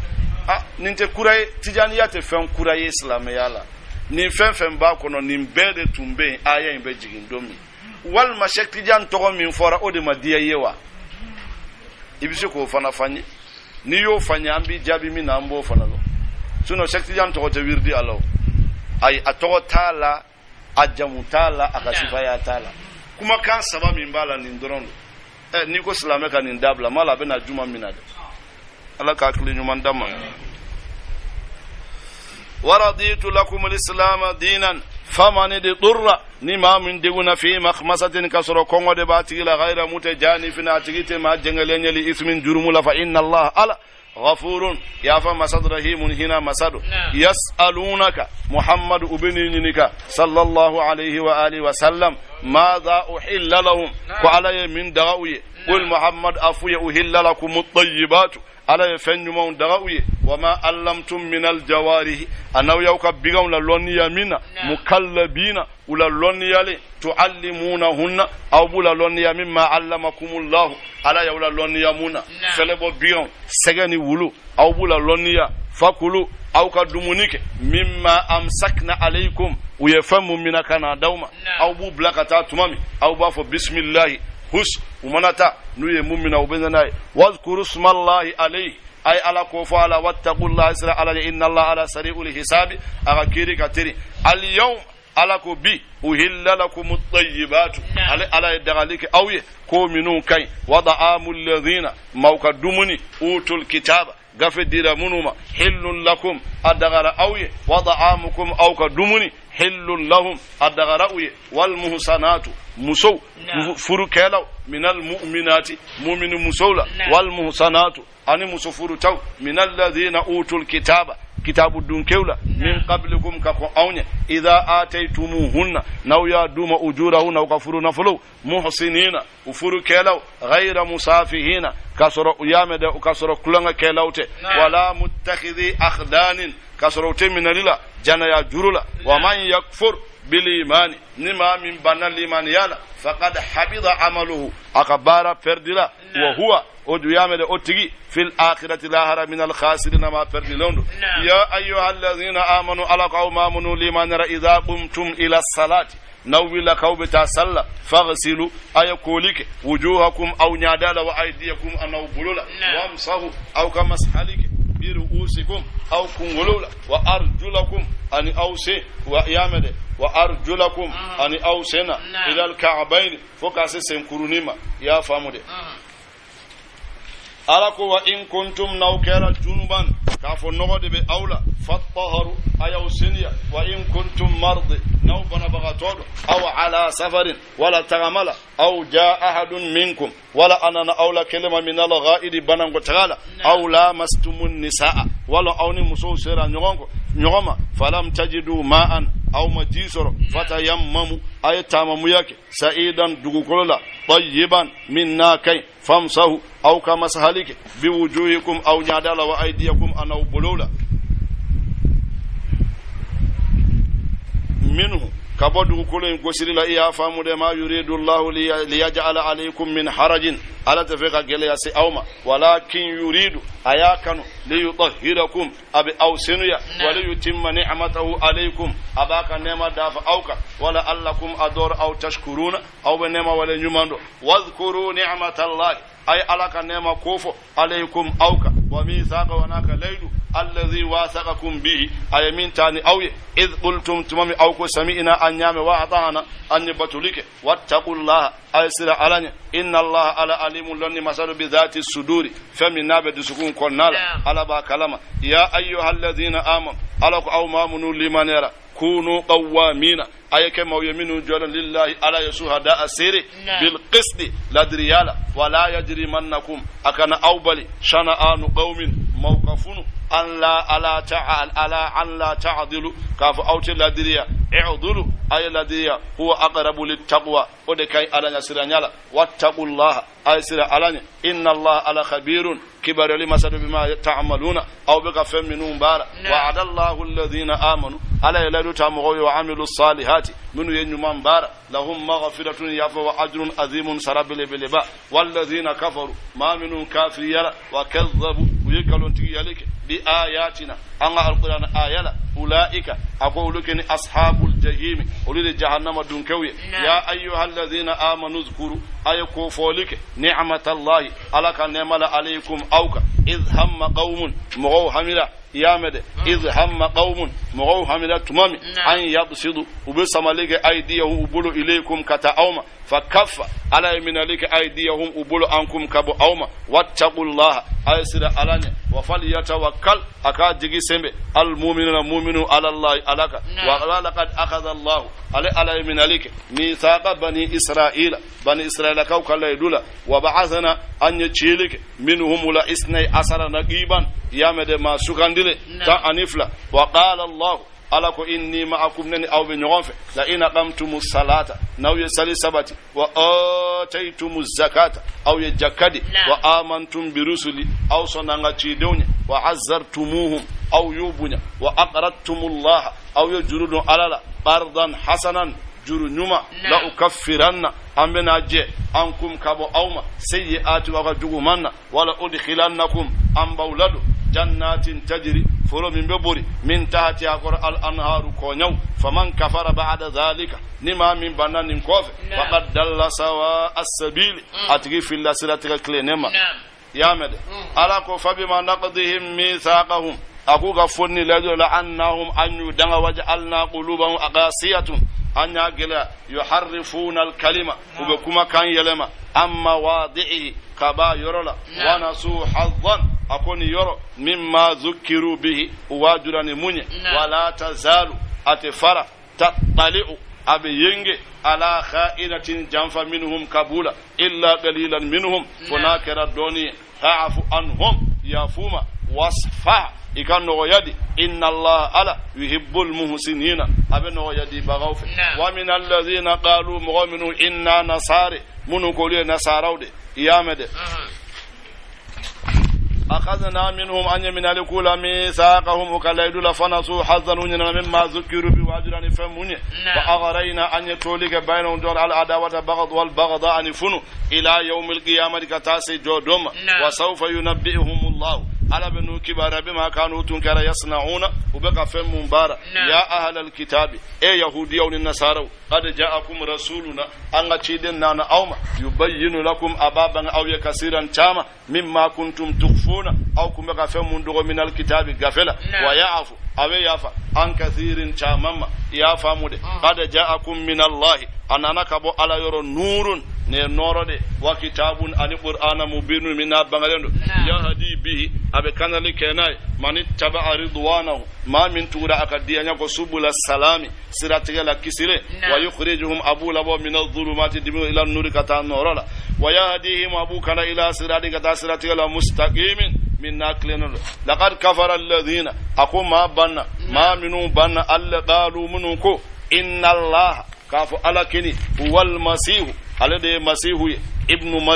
maryama din qul muhammad afwi faman yamliku jon be talike min allah shay'an jon be fenta alala in arada an ala ala nini an yuhlikal masih ibn maryama din wa ummuhu anaba wa man fil ardi jami'an ani dugu kolo bela jele wa mulku samawati sangule masaya wal ardi ani dugu kolo lillahi ala tado wa ma bainahuma alifamu buni nyonche yakhluqu ma yashau abdil kamin yadiya wallahu ala qadirun say masadu ala kulli shay'in fam bela jelena wa qalatil yahud wan nasara ako kiritnyawni zifu oluyi kanto nahanu abnaullahi ko lude ala dewni wa ahibbauhu ana kanu fen qul falima yu'adhibukum bi dhunubikum mun ala bawla jamar bawla jaba nawka durumuye bal atoy antum aw basharum mimman khalaqa aw alaka dalide farikoloma yaghfiru liman yashau abe yafama min yadiya wa yu'adhibu man yashau abe mala jaba min yadiya wa mulku samawati wal ardi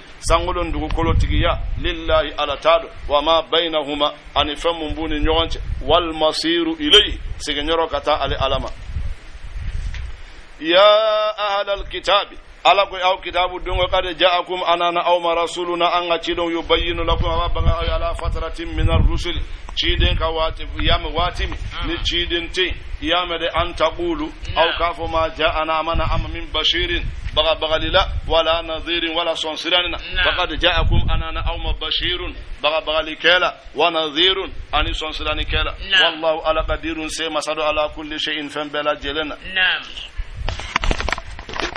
سي مثلا على كل شيء فن بلا جلنا واذكر كوفولك إذ قال موسى لقومه تمام موسى كانتا كمغوم يا قوم أكو إنغا مغو ادخلوا يا اذكروا نعمة الله أي على نعمة فوفو عليكم أوكا إذ جعل فيكم أنبياء على نبي نمان شامانك أولا وجعلكم ملوكا أيوك فاموي وآتاكم أي ديلك أوما ما لم يوت أحدا من العالمين أما من يغندي ما سيما يا قوم ادخلوا الأرض إنغا مغو أيضون دخوكونا المقدسة على يدغو منسنية التي كتب الله لكم على يدني واجبية أوكا ولا ترتدوا أوكا نوكودي على أدبيركم كاسقين كوفي فتنقلبوا خاسرين أو بكما يمين فردلون قالوا يا موسى وكو موسى إن فيها قوما جبيرين نما ننو باكونا وإنا لن ندخلها أو كنتدوا أكونا حتى يخرجوا منها فوق بواكونا نالا